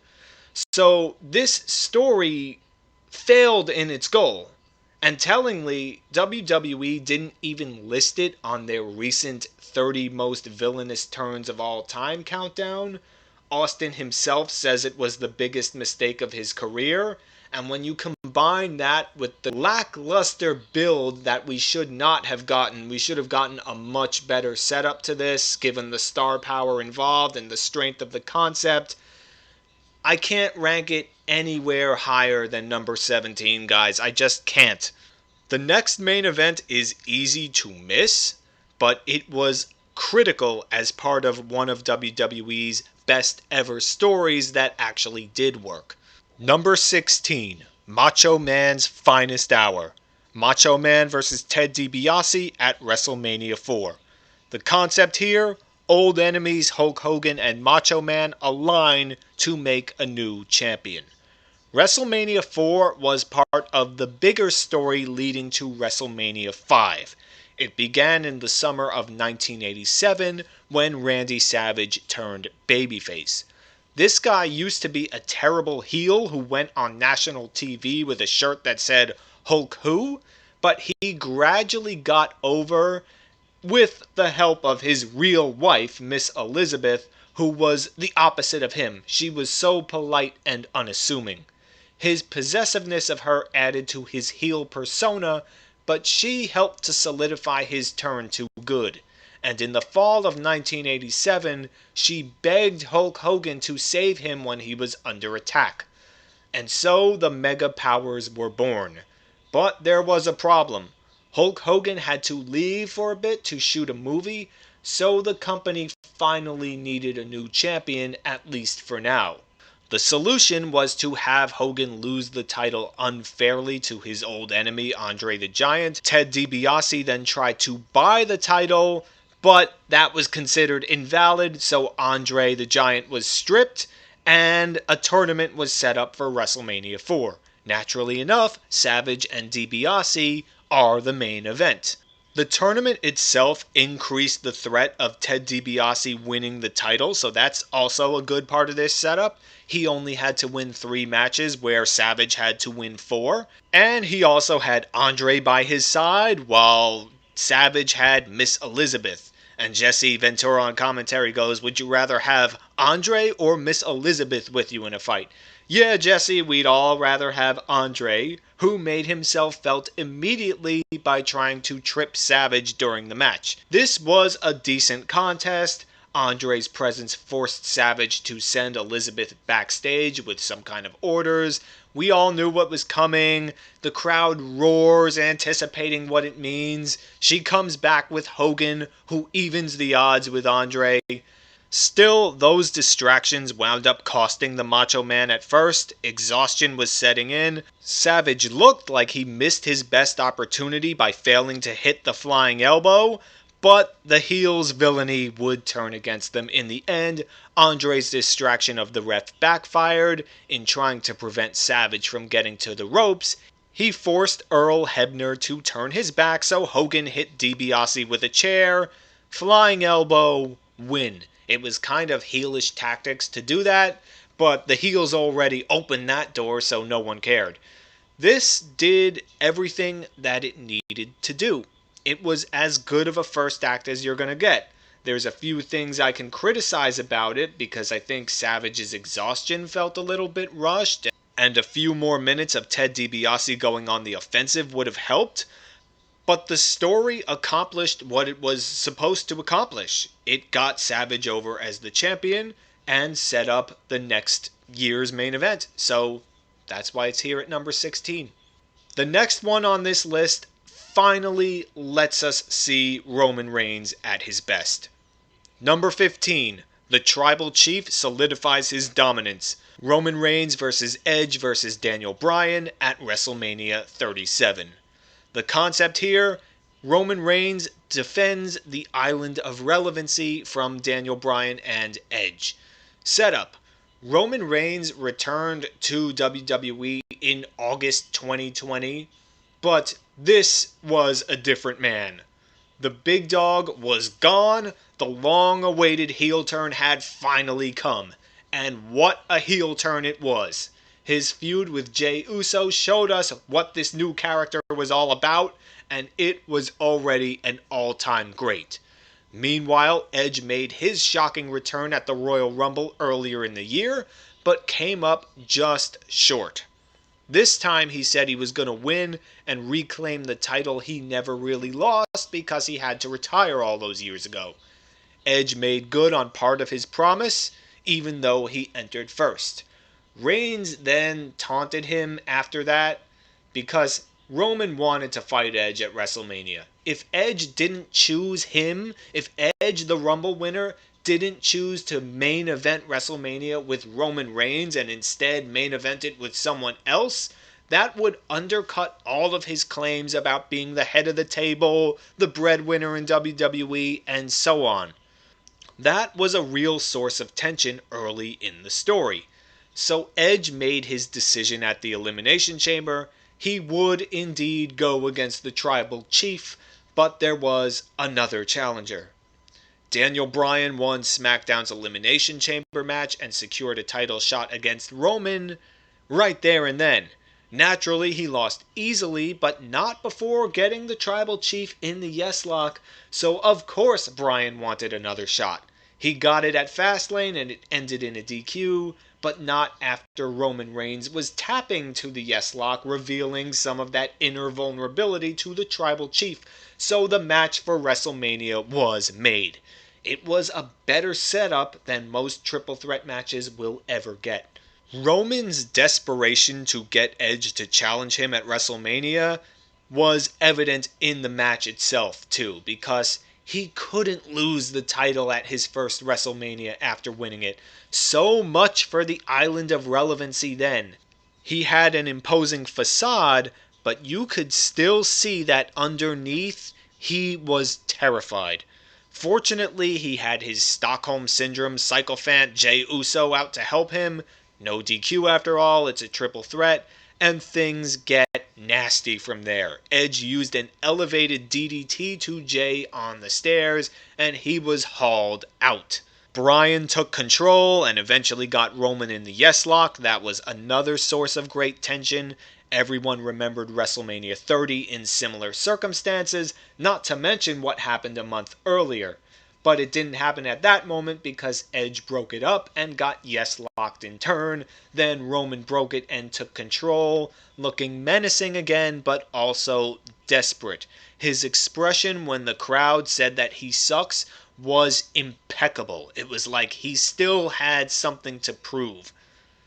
He powerbombed Bryan through the table, but his showboating got him speared soon afterward. Edge then brought in a chair which broke, but he used one of the pieces in the crossface he soon locked in, and it looked like that was it for Roman, but Bryan came back in and grabbed his hand just when it looked like he'd tap, and we got a double crossface as Edge and Bryan tried to headbutt each other off of Roman's back. Bryan won that battle.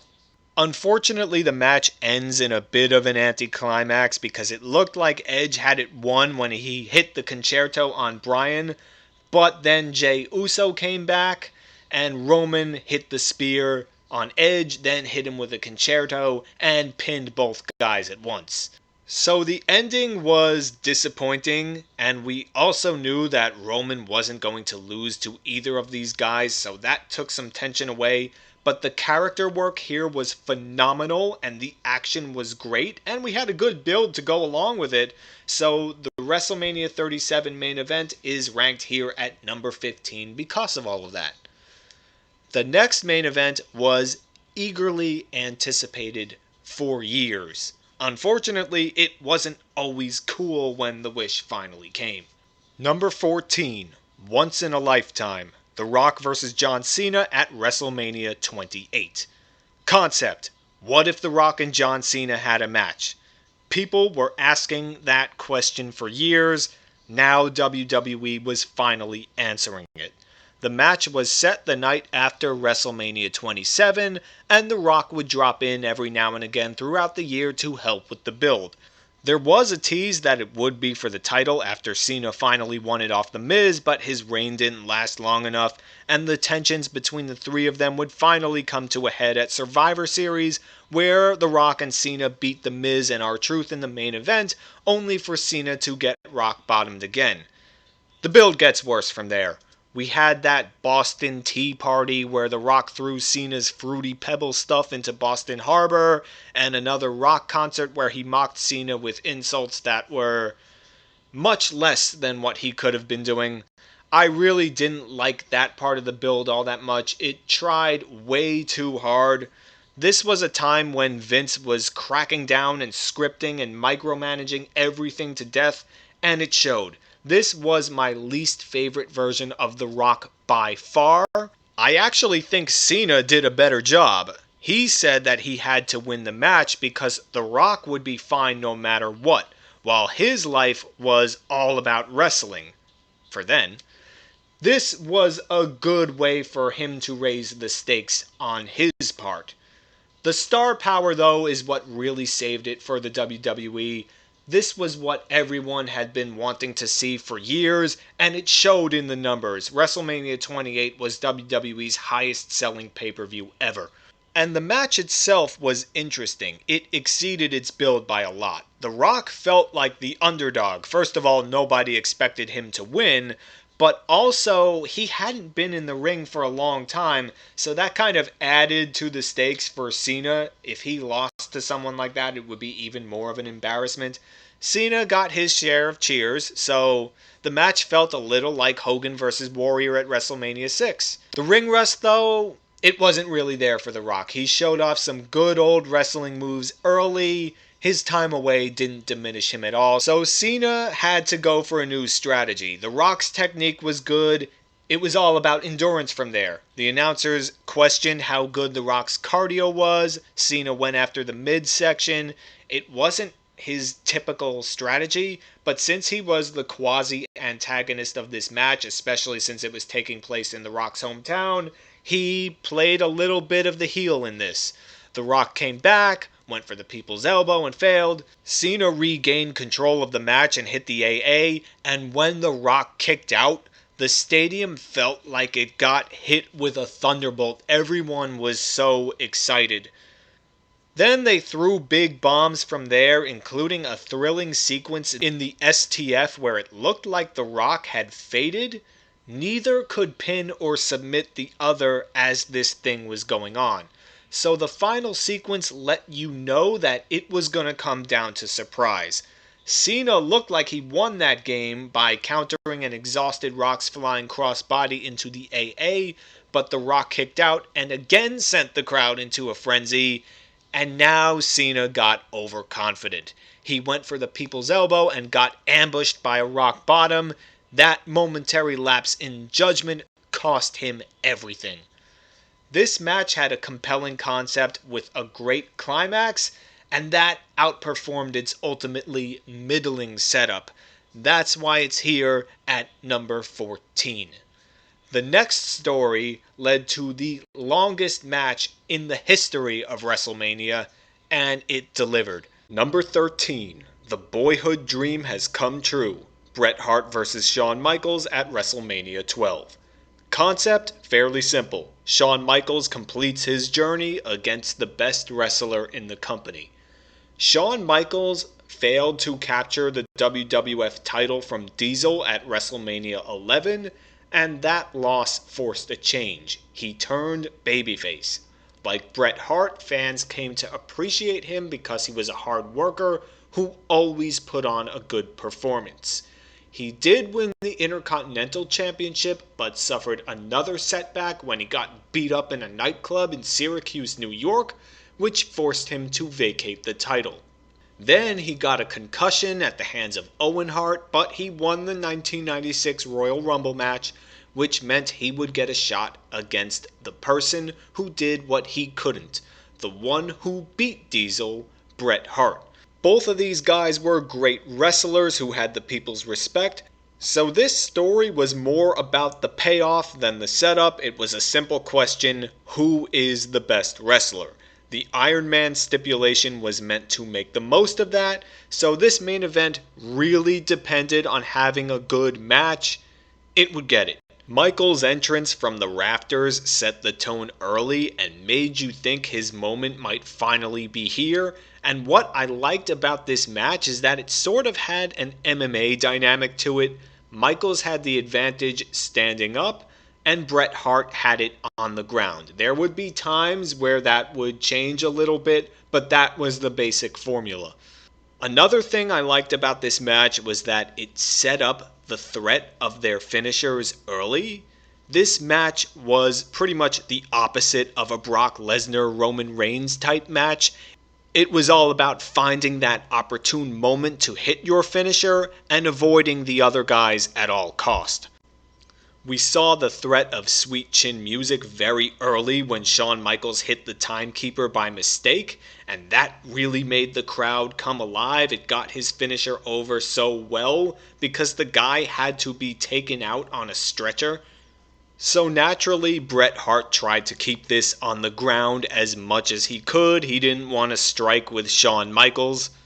And there were some close, near countouts, and Bret Hart started to get more and more frustrated as the match was going on. Neither guy had gotten a fall, which was a bit of an odd choice, or some people think it's an odd choice for an Iron Man match. So Bret Hart got frustrated. He even deliberately pushed Shawn Michaels into his former trainer, Jose Lothario, who was out there. So Bret Hart's not turning heel like he did a year later, but he's showing that he's human. Then, with 35 seconds left in the match, Bret Hart finally got the sharpshooter. And this was a real thrill because Shawn Michaels didn't tap. He struggled and struggled and struggled, but he didn't tap. Again, it's almost like an MMA dynamic where the bell is about to ring and you see a guy in a submission and you're wondering, can he get out of that? But the match ended in a draw, so Gorilla Monsoon, then the WWF president, ordered it to continue under sudden death rules. Shawn Michaels finally hit Sweet Chin Music, but he collapsed. Bret Hart actually moved first because Shawn Michaels was so exhausted, so it wound up being a race to see who would get to his feet first. Michaels did win though, got another Sweet Chin Music, and won his first WWF championship. A lot of people think that this Iron Man stipulation could have been used better by having the two exchange falls during the match, but if that were done, the climax wouldn't have been nearly as exciting. There are some moments that could have been better, but there's not much to criticize about the match itself. If you want to criticize this story, criticize the setup, which is a bit generic. So the match did what it needed to do with the limited concept and setup. That's why it's here at number 13. Now we have gotten to the A tier, and these are the main events that had a great concept and execution, but there was just something small missing. Enough for you to notice, but not enough to take away from your enjoyment of the story. The next item on the countdown was the beautiful conclusion to an otherwise messy time in the company's history. Number 12, a love triangle for the championship. Concept: Bret Hart's work finally pays off. Vince McMahon avoided this problem for years, but he couldn't put it off any longer. Hulk Hogan was now gone. So who was going to lead the company going forward? In the meantime, Yokozuna regained the title, and it was obvious that whoever beat him would be that next guy. Bret Hart looked like the default answer, but let's be real, he was never Vince's type, so he turned his attention to a recent arrival, Lex Luger. But Vince got cold feet at SummerSlam, and Lex Luger didn't happen despite the bus tour. Meanwhile, Bret Hart was still there and still putting in the work. Both got a title shot at WrestleMania. Luger won the coin toss, so he would get to face Yokozuna first. That meant Hart would need to wrestle his brother Owen before even getting to face whoever the champion was, which further stacked the odds against him. The two brothers had been feuding as 1993 came to a close, and Owen cost Bret Hart the title on more than one occasion, so that was another element of tension. Would Owen screw Bret at WrestleMania again even when he did get into the match? So the first match at WrestleMania was between the two brothers, and Bret Hart lost. Then Luger lost his championship match only by disqualification, so that set up the possibility that he would get a rematch with Yokozuna at some point. Roddy Piper was also the guest referee, and Vince reminded us on commentary that he lost to Bret Hart before, so could he be fair? All the odds were stacked against Bret physically and mentally. This was a great setup. And the tension increased as Bret Hart limped to the ring. He was really selling how beat up he was, while Yokozuna was looking none the worse for wear. Then Yokozuna attacked him cheaply as he entered the ring, and Jim Cornette was there distracting Piper. So, as if the odds weren't bad enough, they were still somehow getting worse. Cornette pulled Piper out of the ring momentarily, just as Bret was regaining control, and got KO'd for his efforts, but it looked to be too late because Yokozuna was already recovering. He threw Bret out, and he barely got back in the ring before the count of 10. Piper's count did feel a little rushed, so the moment didn't create as much tension as it could have. Bret still managed to get back in there and get 3 near falls, but still not enough. Yokozuna hit Bret with a huge belly-to-belly suplex and signaled for the end of the match, so he went to the middle rope for a super bonsai drop, but this is the part where the champion's imposing size works against him. He slipped and fell, and Bret Hart got the pin and won the title with a fair and square count from Piper. It was literally almost a miracle at that last hour. Yokozuna woke up immediately after in shock. Those few precious seconds cost him everything. Bret Hart was the guy that would carry the company forward, as signaled by Luger and all the superstars celebrating with him in the ring. This was a perfect payoff after a great setup and concept. Honestly, if Yokozuna had a better angle as a villain than just being the generic evil foreigner, the WrestleMania 10 main event might well have gone into the S tier on this list, but number 12 isn't so bad, is it?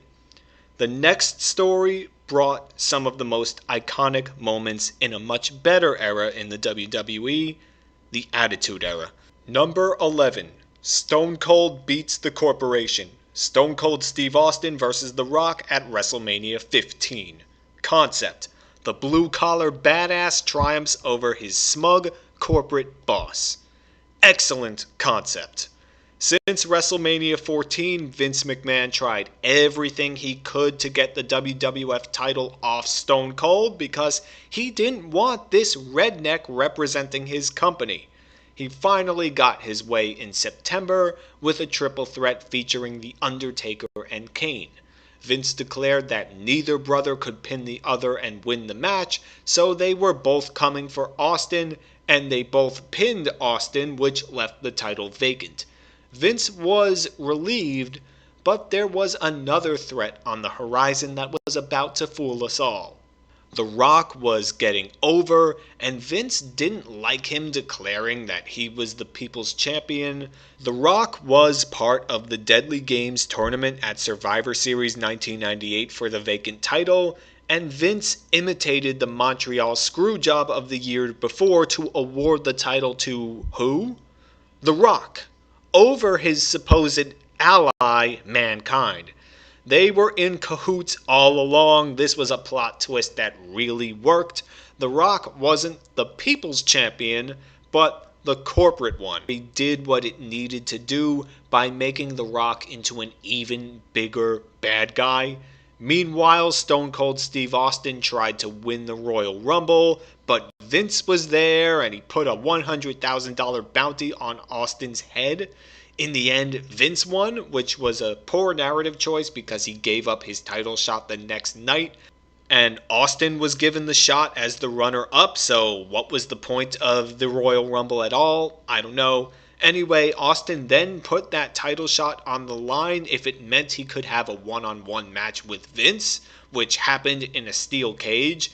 This was a fun subplot, but it didn't add much to the main story, because it could have worked a lot better if some type of stipulation for WrestleMania was on the line.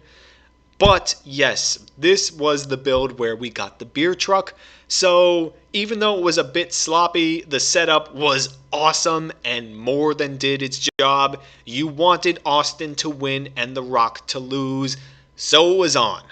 The tension built even during Austin's entrance as Rock got in his face, so they fought before the bell rang, and this was physical as hell. It felt like half the match took place outside the ring, and both guys had their moments. When the action returned to the ring, The Rock hit a rock bottom from nowhere, but Austin kicked out in a moment that somehow didn't feel as climatic as it could have. Then he got a chair and Austin got up and hit the referee by mistake. Then a replacement referee came out a little too early as Rock controlled the next few minutes, but it was kind of a reversal from WrestleMania 17 because The Rock, now the heel, was frustrated that Austin just wouldn't go down. Anyway, the action was so chaotic, the second referee went down, Austin hit the stunner, and now the absence of a referee mattered a lot more suddenly. When the third ref came in, he only got a 2 count. So the climax came, Vince came into the match, and this distraction was just enough for The Rock to land a low blow. Vince took out the third ref, so that's 3 referees taken out in one match, and he and The Rock double teamed Austin. But Mankind came out wearing a referee shirt. Rock saw him but didn't react as he should have, and allowed him to take Vince out of the match, which was weird. When The Rock finally did react, Austin revived. He got hit by a rock bottom. Rock missed the people's elbow though, and Austin revived again to 100% way too fast. Stunner, win. Vince's face was a picture, but the match was a bit sloppy. So because of this disconnect, I'm ranking it here at number 11, even though I loved its star power and how fun it was. The next main event was WWE's best long-term story of the 1980s. Number 10, The Mega Powers Explode. Hulk Hogan vs. Macho Man Randy Savage at WrestleMania 5. Concept, the end of an alliance that could never last. Hulk Hogan returned from shooting that movie we talked about to help his new friend Randy Savage at the first SummerSlam.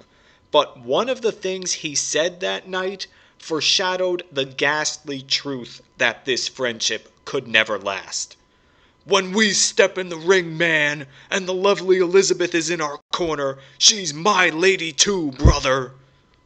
Jesse Ventura wasn't trolling when he said that this would be a problem. Macho Man's possessiveness of Elizabeth was already well known. He gave Elizabeth the respect that she deserved at WrestleMania 4, but there was no telling whether this new attitude of his would last under times of stress. Hogan and Savage won at SummerSlam, but you already knew the alliance was doomed that very night, because Savage was looking on angrily as Elizabeth hugged Hogan in the victory celebration. It only lasted for a moment, and the team stayed together through the rest of 1988, but the foreshadowing became more and more impossible to ignore. It got worse when Hogan had Elizabeth accompany him to his matches where she often got into the danger zone. Then Hogan accidentally eliminated Savage in the 1989 Royal Rumble, so that didn't help. Things finally came to a head on February 2nd at the main event number 2. Savage was thrown out of the ring and landed on Elizabeth. Hogan took her backstage for medical attention, but she encouraged him to return. Then Savage slapped Hogan and left the ring. After the match, he was yelling at Hogan for being jealous, accusing him of wanting his woman and the title, and then he rammed the belt into Hogan's head. It was on for WrestleMania, and Elizabeth would be there to help both men. Excellent setup. The match took a little long to get into the air, but at least there was a reason for that. Savage couldn't match Hogan's strength for strength, so he needed to play a cat and mouse game and use underhanded tactics, including by using Elizabeth as a shield. But Savage was also the superior technician, and he made use of that as well, anything to prevent Hogan from being able to get going. There were glimpses of what would happen if he could, which left us anticipating when that moment would come, but for now, Savage always found a way to shut Hogan down. Until he showboated a wee bit too hard. Hogan then got into gear and sent Savage out of the ring, who promptly threatened Elizabeth. A rake to the eyes and push into the turnbuckle of a chivalrous Hogan allowed Savage to regain the advantage. I like this because even though Elizabeth was trying to help both guys, or so she said, she was harming Hogan by being there. He was just too good. That made you cheer for Hogan as a babyface. Savage then again threatened Elizabeth, and the referee then sent her backstage for her own safety. Meanwhile, a double axe handle off the top rope sent Hogan's neck crashing into the barricade, and Savage took advantage. The strength that was saving Hogan before looked like it was gone, but then Hogan hulked up and did his moves of doom and won. Now you see why I hate the Hulk up, right? It's such an anticlimax, and this time it really sucked because it turned what could have been an almost perfect payoff into something that was flawed, which is why I can't put this any higher than number 10. The next main event brought probably the single most iconic move in WWE history, and it was so simple. Number 9. The Slam heard round the world. Hulk Hogan vs. Andre the Giant at WrestleMania 3. Concept: friend versus friend, student versus teacher, streak versus title. Before John Cena turned heel, before Hogan himself turned heel, the beloved Andre the Giant did. Now, Andre the Giant had a 15-year undefeated streak, but he was always a lovable good guy, and then he started to behave a little strangely. In January 1987, when Hulk Hogan was given a trophy to celebrate his third year as WWF champion, his good friend and mentor, Andre the Giant, wasn't in such a celebratory mood. And it wasn't a one-night mood swing, because he was equally standoffish the following week when he barely accepted his trophy marking 15 years of being unbeaten. The next week, Jesse Ventura hinted that he knew what was really going on, which upped the tension a little more, and on Piper's Pit the week after that, we found out. Andre the Giant had succumbed to the silver tongue of that weasel Bobby the Brain Heenan and demanded a title match at WrestleMania. To make his intentions clearer, he tore Hogan's Hulkamania shirt and gold cross off his chest. Hogan was distraught and ironically assisted by Piper, who he had so many wars with. The contract signing was intense. Hogan said that all Andre needed to do was ask for a title shot, not tear the heart and soul out of all the little Hulksters. Andre replied that he hadn't taught Hogan everything he knew about the business. WrestleMania would be his last lesson. And then just 2 weeks before the match, Andre tossed Hogan around like no one else ever had. Amazing setup, right down to the detail of squaring the circle with Piper. There was anticipation and tension. People actually believed that Hogan could lose. All the elements in this build-up were perfect. Now, given the athletic limitations of both guys, the match itself was never going to live up to that, but they played it smart. Hogan started the match by going for a body slam only to strain his lower back and nearly get pinned, so that set up some things later. Andre ragdolled Hogan, taunted the crowd, got trash thrown at him. Then he shut down Hogan's attempted comeback and put him in a bear hug, and even a move as simple as a bear hug had a lot of tension here because you really thought that, hey, this might finish Hogan. This might end the 3-year reign, especially when his appeal to the Hulkamaniacs fell short at first, but he refused to let his arm drop a third time and battered his way out of it, hurting his hand in the process. That was another element of tension. Then Hogan missed what looked to be his best opportunity in the match when Andre's head hit the steel turnbuckle outside the ring, and then he got himself backdropped onto the exposed concrete outside the ring, which only made his back problem worse. But then Hogan hulked up again when Andre put him back in the ring, and he made that climactic body slam, leg drop, 1, 2, 3. Yeah, it was a Hulk up, so that kind of reduced the tension unnecessarily, and neither of these guys were that athletic, and the moves looked awkward, especially that body drop onto the concrete, but they sold all of what they were doing, so the crowd bought it. Following up the spot with the concrete with the finish was a mistake, but other than that, the match did what it needed to do, even though it wasn't the most athletic of spectacles. All you need to do is watch it and listen to those people. Great concept, high stakes, iconic finish. It stands the test of time. That's why it's here at number 9.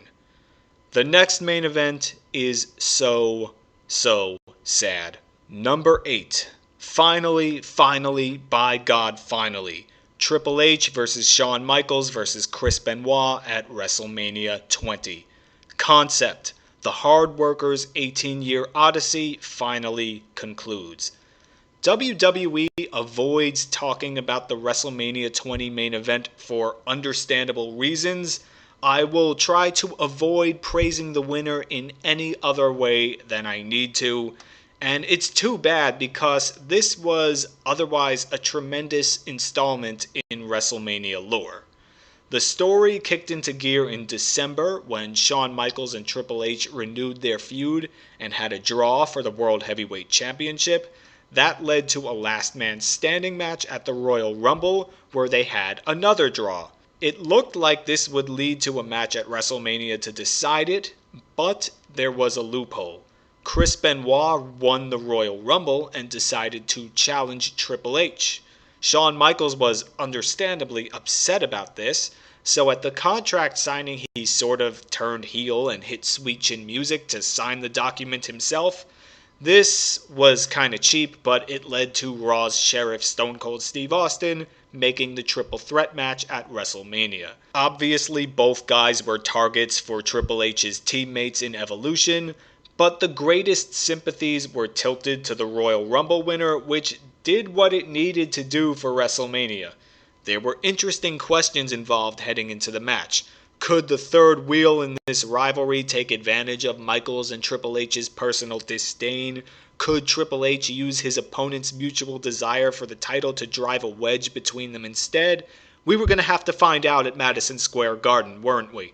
Things looked good for Triple H at the start because his opponents were fighting each other to get to him, so it looked like his strategy of driving a wedge between them might work. That got the crowd behind Benoit as the action started to move more to Michaels and Triple H.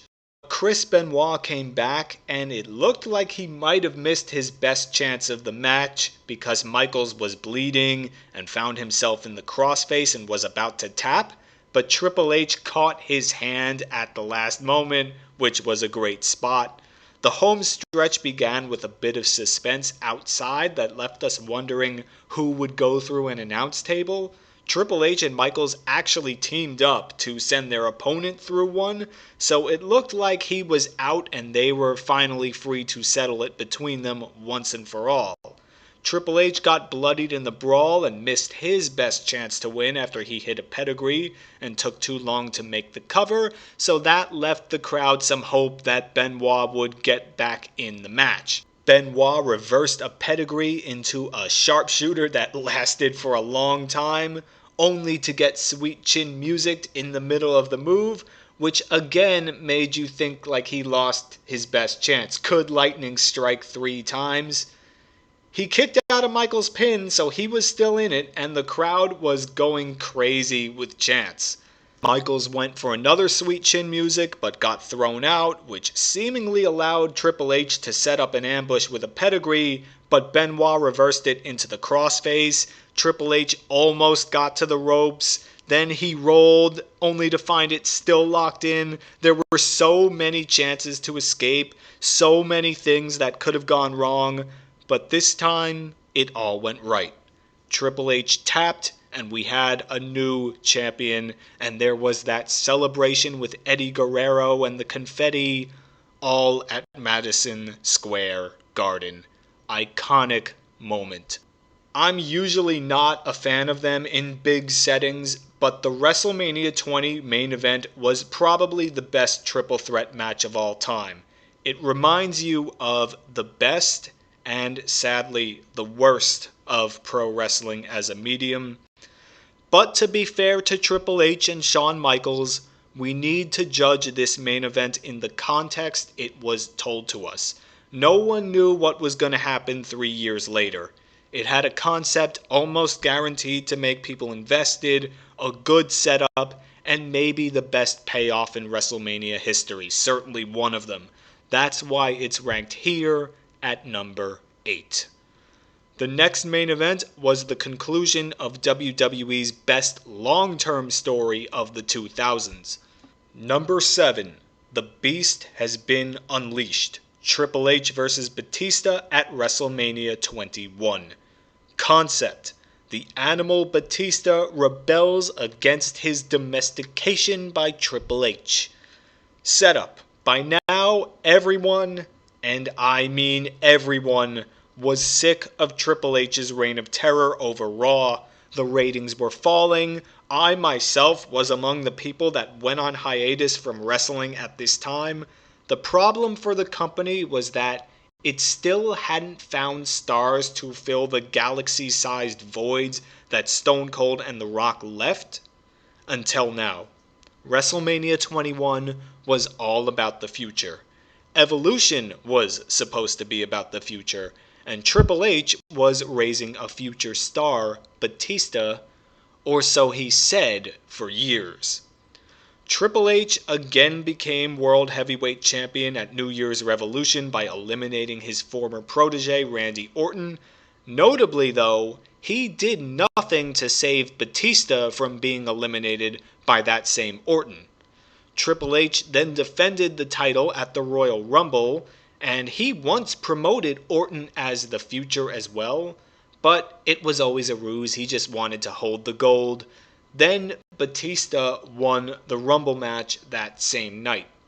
Triple H and Ric Flair both thought that he would challenge for the WWE Championship at WrestleMania, so this wasn't necessarily a problem, but after he saved Triple H's behind yet again in yet another title match, he got a close look at the belt, and that left everyone wondering. Triple H now started to get paranoid. He was so paranoid that he made a plan to have Batista run over by a limo that looked suspiciously like that of the WWE Champion John Bradshaw Layfield. But this time, the cerebral assassin was too clever by half. He was not going to repeat what happened with Stone Cold. Batista found out about the scheme and made up his mind. In one of the most memorable segments in Raw's history, Triple H failed to sweet-talk Batista into signing the SmackDown contract, got the thumbs down just like Randy Orton was given the thumbs down last summer, and got put through a table. Batista signed the Raw contract. Intense confrontations followed leading to WrestleMania, one of them involving Batista breaking Triple H's sledgehammer. Absolutely amazing setup. Now at the match itself, Ric Flair's presence was going to make it harder for Batista, and Jerry Lawler on commentary said that Triple H taught the challenger everything he knew, but not everything Triple H knew. So would experience prevail over physicality? That was the story question for the match itself, and the crowd was into it just during the stare down.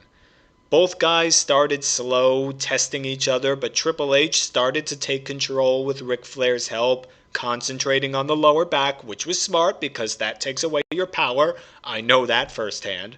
Still, Triple H was in control for too long, I thought, which led to a lot of this match feeling like white noise to me. It could have been better.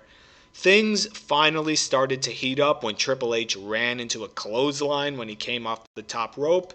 He wasn't able to capitalize, but each move that Batista landed was a preview of how much power he had and what Triple H needed to suppress at all costs. Batista would then get control. Finally, he made Triple H bleed against the stairs. Triple H started to beg for mercy as he was being picked apart, almost literally. Flair also wandered into the war zone and got a spine buster, but that allowed Triple H to smack Batista with the belt. There were some more shenanigans, including a really weird kickout that caused the ref to get hurt somehow, but Triple H couldn't finish the job. Batista powered out of his pedigree, hit the Batista bomb for the win, and held the belt high. Honestly though, the finish felt a little cliche. Now this match was good, but it didn't live up to the level of its excellent concept and setup, which is why it's here at number 7. The next main event shocked us all so much, we played right into the hands of an even better one. Number 6, a true American nightmare. Roman Reigns vs. Cody Rhodes at WrestleMania 39. Concept: Cody returns and fails. Cody Rhodes once left WWE because he thought he couldn't meet his potential there. But now the tables were turned. Stardust had proven himself elsewhere to the point that he left the company he founded to come back, all for one reason: to do what his dad had never done and win the WWE title. Everyone knew what that meant, but Cody's story got derailed early due to an injury that was grotesque. His performance with it and that visual only made him more popular. Cody naturally returned at the Royal Rumble and won it to great acclaim. But Roman Reigns wasn't about to surrender the iron grip he now had on WWE for close to 3 years. He and Paul Heyman got personal to mess with Cody's mind. Cody's dad Dusty helped train Roman Reigns, and they let him know it. Cody was the son that Dusty had, but Reigns was the son he wanted. Reigns was going to teach Cody what Dusty didn't, and so on. The feud got intense pretty quickly, with Roman seeming to act with unnecessary emotional cruelty. And I say the word unnecessary because by then no one could doubt his place as the face of the company, as the tribal chief, as the head of the table. This wasn't WrestleMania 37 where he would be a choke artist if he lost. He had carried that title for almost 3 years. But that's how it is with tyrants. They get paranoid. And there was a good meta reason for it, because for the first time in a long time, it really felt like Roman Reigns might actually be dethroned, especially after the Usos lost the tag titles the night before. So that added a lot of tension to this match. Now, unlike with Brock Lesnar and the Triple Threat the year before that, Roman Reigns wasn't taking Cody seriously. That only made us take him more seriously and think he could win. Roman was in control, but every now and again Cody would show some moments, and then either he or Solo Sikoa would snuff them out. Cody's ribs were vulnerable. There was a tense moment at the announcers' tables as Michael Cole was telling us how beaten the ribs were, and that if Roman powerbombed him through the table, it was over. Roman almost got it, but Cody fought out and dropped him through the table instead. The crowd came alive, and so did Michael Cole, now finally free of Vince McMahon in his ear. Cody mounted the offensive for the first time. It was electric, but Solo cut it short by whipping Cody with his own belt. Now the ref heard this and threw Solo out to a thunderous applause, so it felt like we were finally beginning to reach the climax of this story, especially as Roman made a rare mistake and was distracted while trying to hit Cody with the belt, which led to a crossroads. It didn't end the match though. Roman retook control for a bit, Cody hit a pedigree, Roman still kicked out. Then we got some finisher trading, signature trading, and so on. Not my taste, but what is my taste is Roman's character work here, because Romans started to feel the pressure. You could see how agonized and exhausted they both were. Roman thought that a spear would end it. It didn't, and his look was shocking. He looked vulnerable, he looked like he wanted to cry, and that made us believe more than ever that tonight was the night. This fear turned to anger, Roman locked in the guillotine choke, and that didn't end it either, but Roman stopped Cody's attempt to get out and wrapped the choke even deeper.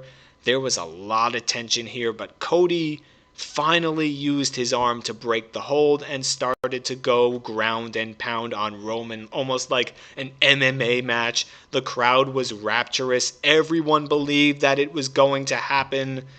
Then the ref got taken out, which allowed the Usos to come out and help Roman. Owens and Zayn came out to fight them off, and they even hit Roman with a stunner and haluva kick. All four of them left just as the ref came back, but too much time passed for Cody to capitalize, so the two just threw what they still had at each other from there. It was about who was going to go down first, and Cody seemed to get the upper hand, even hitting crossroads for the first time, and then another, but then Paul Heyman distracted the ref and allowed Solo to return and hit a Samoan spike, and Roman hit a spear. That was the end. This conclusion wasn't anticlimactic. Now, it would have been if the story ended here, but obviously we know it didn't. As in Act 1, this did everything it needed to do and more. It was genuinely fantastic. The character work from both guys during this was so good. That's why it's here at number 6. The next main event was the ultimate expression of the power of WWE's fan base. Number 5, A Miracle on Bourbon Street. Daniel Bryan vs. Batista vs. Randy Orton at WrestleMania 30. Concept: Daniel Bryan wins his revolution. WWE had a star that got over organically, so it put the title on him for a few seconds. Daniel Bryan won his first WWE Championship at SummerSlam in 2013 against no less a figure than John Cena, but Triple H, the guest referee, attacked him and allowed Randy Orton to cash in his Money in the Bank contract, because Bryan was a B-plus player, and the authority of Triple H and Stephanie McMahon went to any length to prevent him from holding the title. When he won it again a month later, Triple H stripped him because of a fast count by the referee. Then Triple H interfered in yet another Daniel Bryan title match, and all he got for it was being attacked by Shawn Michaels as the special referee. This story felt less like complete fiction and more like a real attempt to snuff all the heat out of Bryan's growing popularity. Case in point, he wasn't even in the 2014 Royal Rumble match after suffering such humiliations, and the people weren't happy about it. It was to the point that they even booed a returning Rey Mysterio. Batista, who also returned, won the match to a shower of boos as well. WWE was hoping to capitalize on his new Hollywood stardom, but the fans had other plans. No one wanted to see Orton versus Batista in the main event of WrestleMania in 2014. Daniel Bryan had another shot at the Elimination Chamber a month later, but was eliminated last thanks to Kane's interference. It was a harsh turn from Bryan's former tag team partner. Again, this looked like an attempt at humiliation, and the fans revolted to the point of hijacking shows, demanding Daniel Bryan to be in the title match at WrestleMania. Eventually, Vince caved to the pressure, and he decided to use what was happening. Batista turned heel, Bryan challenged Triple H to a match at WrestleMania and occupied Raw with a legion of his fans, so Triple H was forced to agree. The winner of their match would be added to the main event and make it a triple threat. Bryan obviously won, but it came at a price. He already had an injured left shoulder and arm, and Triple H made it much worse, so there was no way he was going to be at 100%. Plus, it was a triple threat where the odds were already against him.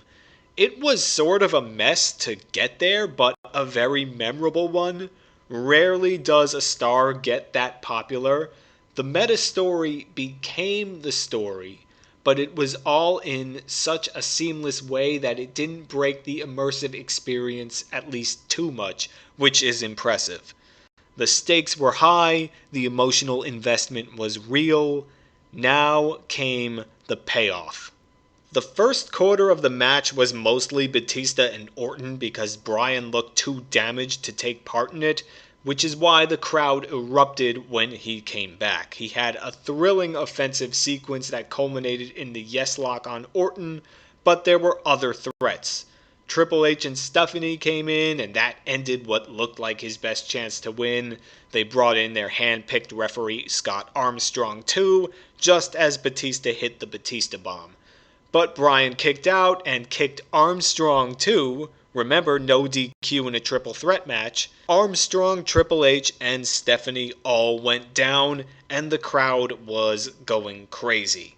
But that came at a... Now, it felt a little weird here for Batista to not capitalize because Orton got the worst of that spot aside from Bryan, and Batista could have easily rolled him into the ring to get the pin. So that broke the immersive experience a little bit. Orton and Batista then battled as Bryan struggled to get off the stretcher, crawling to the ring. The fans were going nuts. Orton was basking in the hate as he attacked Bryan, but lightning struck several times. Bryan got the yes lock on him. Batista saved the match, got caught in it himself. It was all still not enough. Things looked really nasty when Batista speared Bryan in the head. Then Batista got RKO'd, which really looked like the end, but somehow he kicked out. Bryan knocked Orton down with his flying knee, but Batista tried to steal the win. Orton kicked out and got Batista bombed, but then Batista got kneed in the face and put in the yes lock, and he tapped, though a little too fast for my liking.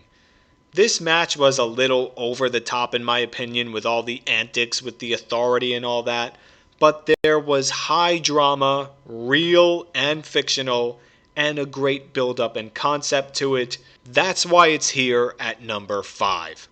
And now we have reached the S tier. These are the main events where you were fully invested from beginning to end. They were as close to perfect as you can get. And the next main event is probably the most underrated in WrestleMania's history. Number 4, two streaks collide. The Undertaker vs. Edge at WrestleMania 24. The concept here is that The Undertaker's long chase of Edge finally culminates in this streak versus title and streak versus streak match. So, The Undertaker won the World Heavyweight Championship at WrestleMania 23, but an injury forced him to relinquish the title shortly into his reign. WWE made the most of that by having Edge cash in his Money in the Bank contract and screw him out of the belt. Undertaker returned and went after Batista once again and looked to have the title won at Survivor Series, only for Edge to screw him for the second time. Then there was a triple threat match between them a month later, but Edge avoided Undertaker for most of it and wound up winning the title by opportunistically hitting Undertaker with a chair after he tombstoned Batista. And he used fakes to distract both guys who were his lackeys, the Edgeheads. To make matters worse, it was revealed that Edge was in a relationship with SmackDown General Manager Vicky Guerrero, which gave him even more of an unfair advantage. But The Undertaker won the Elimination Chamber at No Way Out, which gave him a title shot at WrestleMania. Edge ran away during the home stretch to the show, but we all knew there would be no more running shortly. So that increased our anticipation for the payoff. We couldn't wait to see The Undertaker get his hands on Edge. And there was another intrigue. The Undertaker was 15-0 at WrestleMania, but Edge had also never lost in a singles match there, so it was streak for streak. And Edge never lost to The Undertaker anytime in his career. So the stakes were very high heading into WrestleMania. Now Edge came to the ring without his posse and he tried to put on a brave face.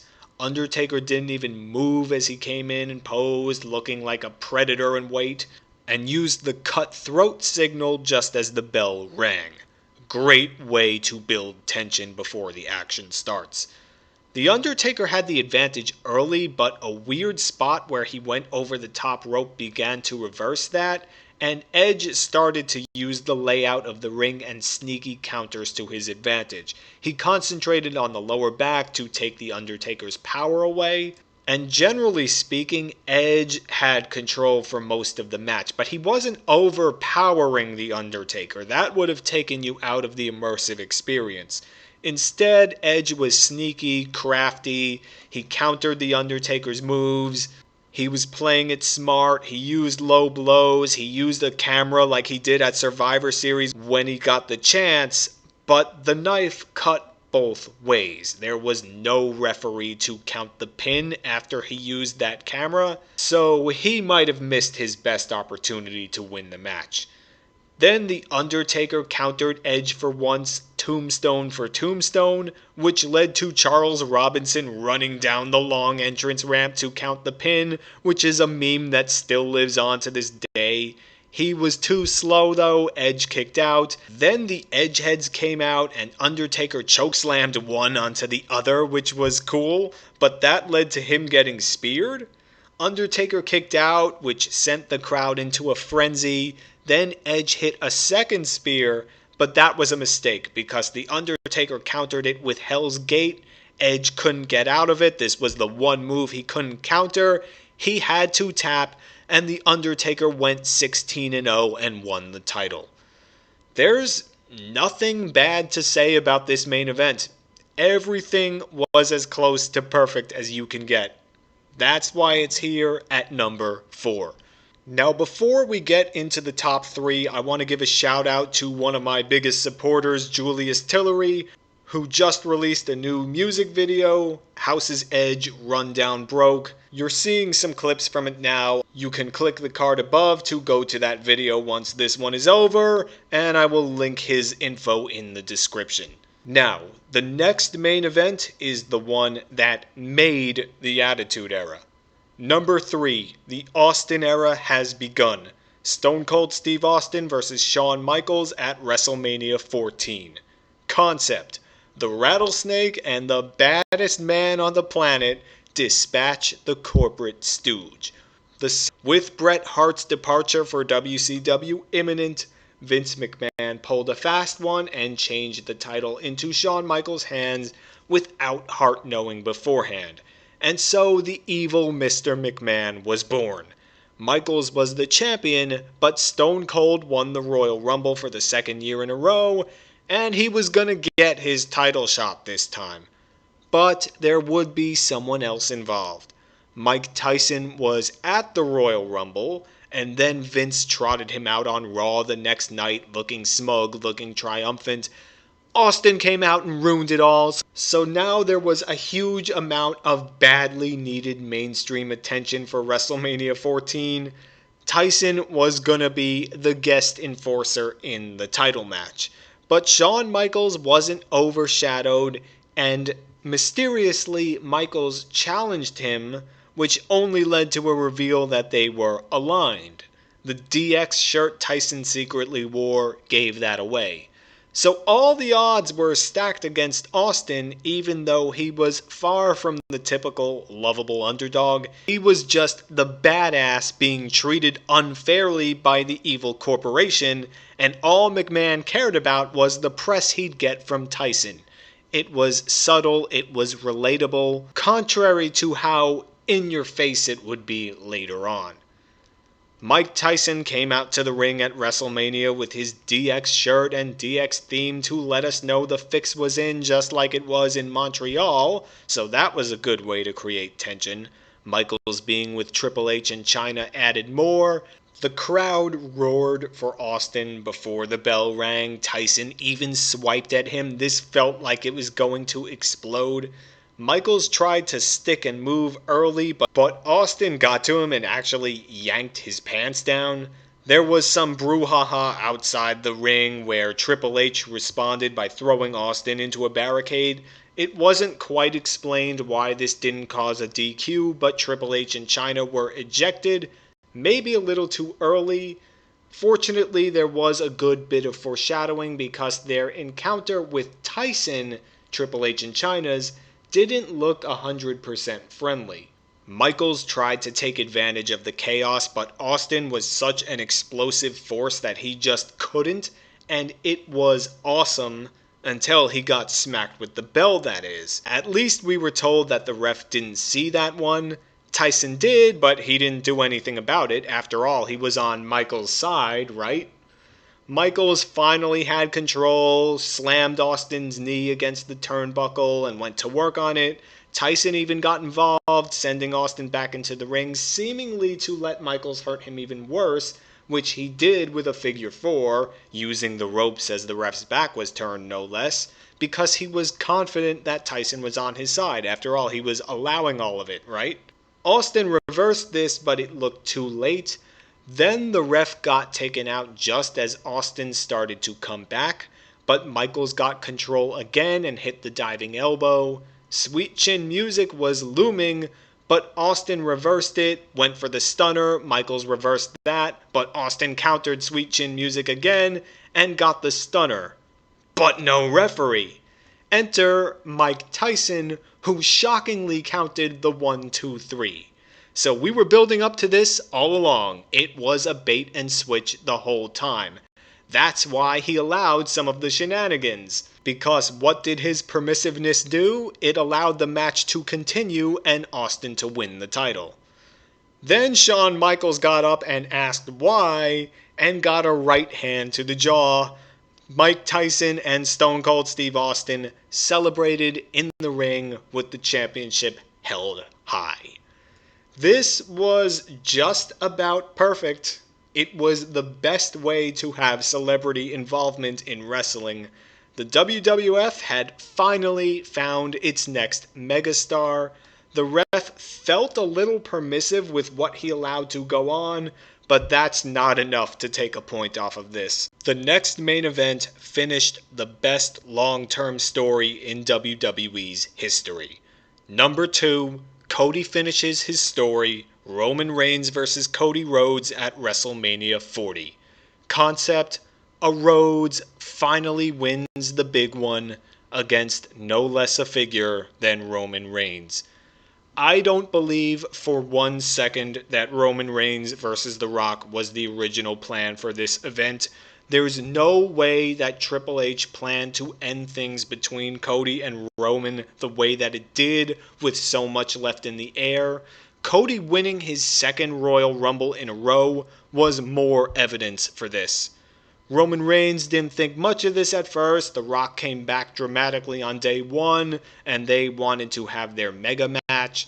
But Cody interrupted those plans, and so The Rock turned heel for the first time since 2003. He was now the final boss, and he was awesome. We got some brutal segments. It was the best The Rock looked since 2003.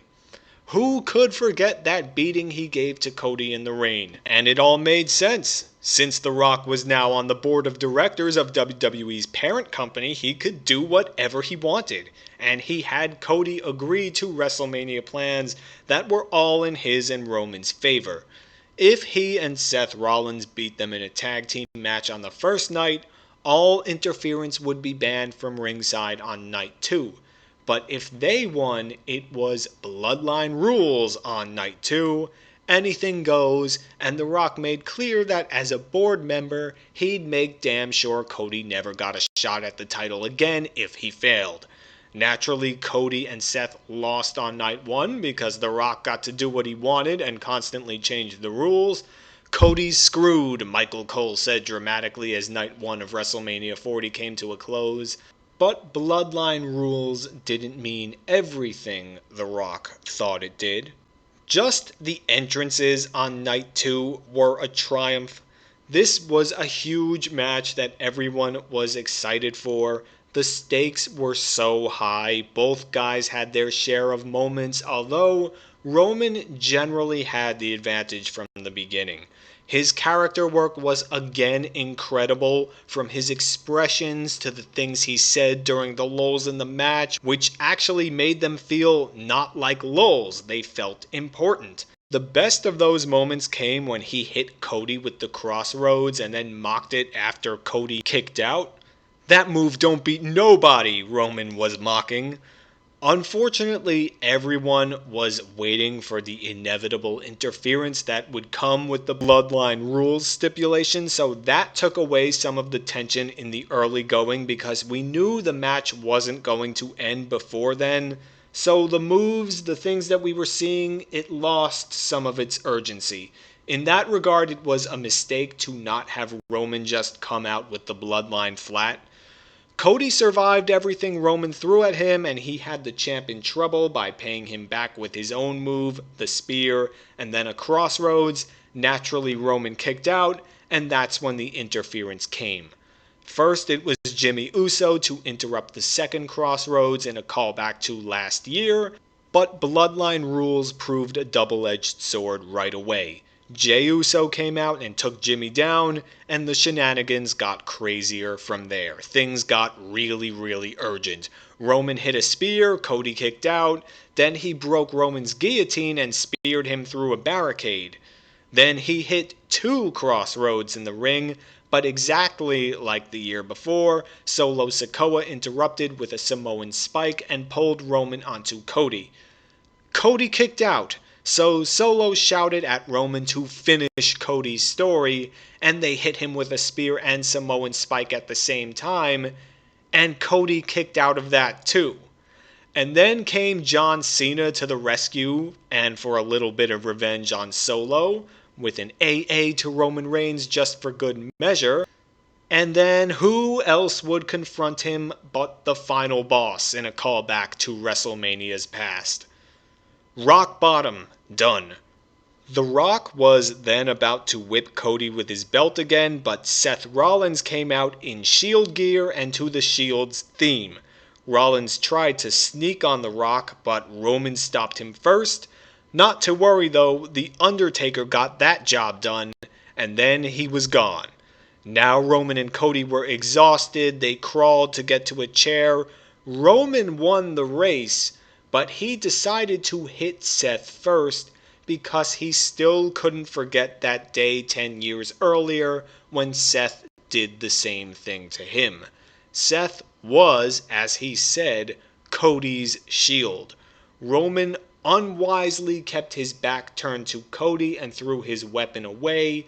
This was the kind of mistake that Roman Reigns just didn't make, but he was so full of emotion and he got so carried away that Cody recovered, and Roman almost got away with that mistake, but Cody avoided the spear, hit 3 crossroads, and won his first world title.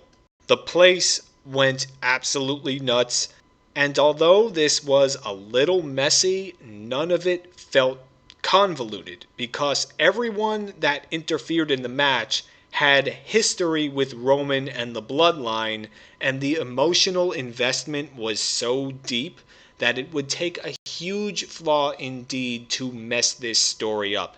Even all the finisher kickouts, which I don't normally like, made sense because they were callbacks in some way to a year before, showing that this time was different. This time Cody really was gonna win. The tension was just so enormous. The emotional payoff was just so high. It was a masterful climax. That's why it's number 2 on the list. I think you know what number 1 is by now. Number 1, Shawn Michaels' Last Ride. The Undertaker vs. Shawn Michaels at WrestleMania 26. Concept: legendary streak versus legendary career. One of them was gonna end. This time, WWE wasn't gonna make the mistake it made in 2009. This would be the main event of WrestleMania, and it had stakes worthy of one. The concept was so strong that it didn't need such a great setup, but WWE made the most of it anyway. Michaels challenged The Undertaker to a rematch when he accepted their Slammy Award for Match of the Year that December, but Taker was World Heavyweight Champion at the time and had little interest in fighting someone he'd already beaten. So Michaels was now desperate for The Undertaker's attention. He didn't win the Rumble that year, so he had to find another way. He even attacked the referee Charles Robinson, he attacked SmackDown GM Theodore Long, he attacked The Undertaker himself and cost him the title. That finally got the dead man to notice him, and he agreed to the match, but only if Michaels put his career on the line. Shawn Michaels said that was fine. He had already done everything else there was to do in the business. If he couldn't beat The Undertaker at WrestleMania, there was no point in continuing. And there would be no countouts or disqualifications. There had to be a winner, pure and simple. Shawn Michaels started as the aggressor even before the bell rang. He got in The Undertaker's head by taking his cutthroat taunt and throwing it back at him. Undertaker charged in, which was what Michaels wanted as he started to stick and move, but The Undertaker also showed his power and hit old school early at the price of a tweaked knee. Michaels spotted this immediately and both men sold it really well. Michaels continued to attack that knee with a figure 4. The Undertaker looked menacing and got out of that one, but an ankle lock later on showed that he was starting to fatigue. And it looked like The Undertaker might have missed his best shot when he hit a tombstone outside the ring and didn't get him back in it in time to get the pin. And things just got nastier from there. The Undertaker was still selling his leg. He tried and failed to hit Michaels with the Last Ride through the announce table. Then Michaels hit Sweet Chin Music and sent Taker onto it, and followed it up with a moonsault from the turnbuckle on the injured leg through the table. At that point, it looked like The Undertaker's leg was really done, and you could hear how anxious the crowd was, especially after Sweet Chin Music hit. That really looked like it could be the end, but it wasn't, and nobody could believe it. Michaels went for another one but got chokeslammed, even though that took a lot out of The Undertaker's leg. Still, he went for the tombstone and got it. Michaels kicked out, crowd goes fucking nuts, and Undertaker starts to thrash with rage and frustration. Michaels clutched at The Undertaker to get back up, and The Undertaker told him to stay down. So even though The Undertaker was hurt and frustrated, by now it was clear that the war of attrition had ended in his favor. Michaels looked like he might have had the advantage all along, but The Undertaker's moves were simply too damaging even though there were fewer of them. Michaels was defiant to the end. He mocked him, he slapped him.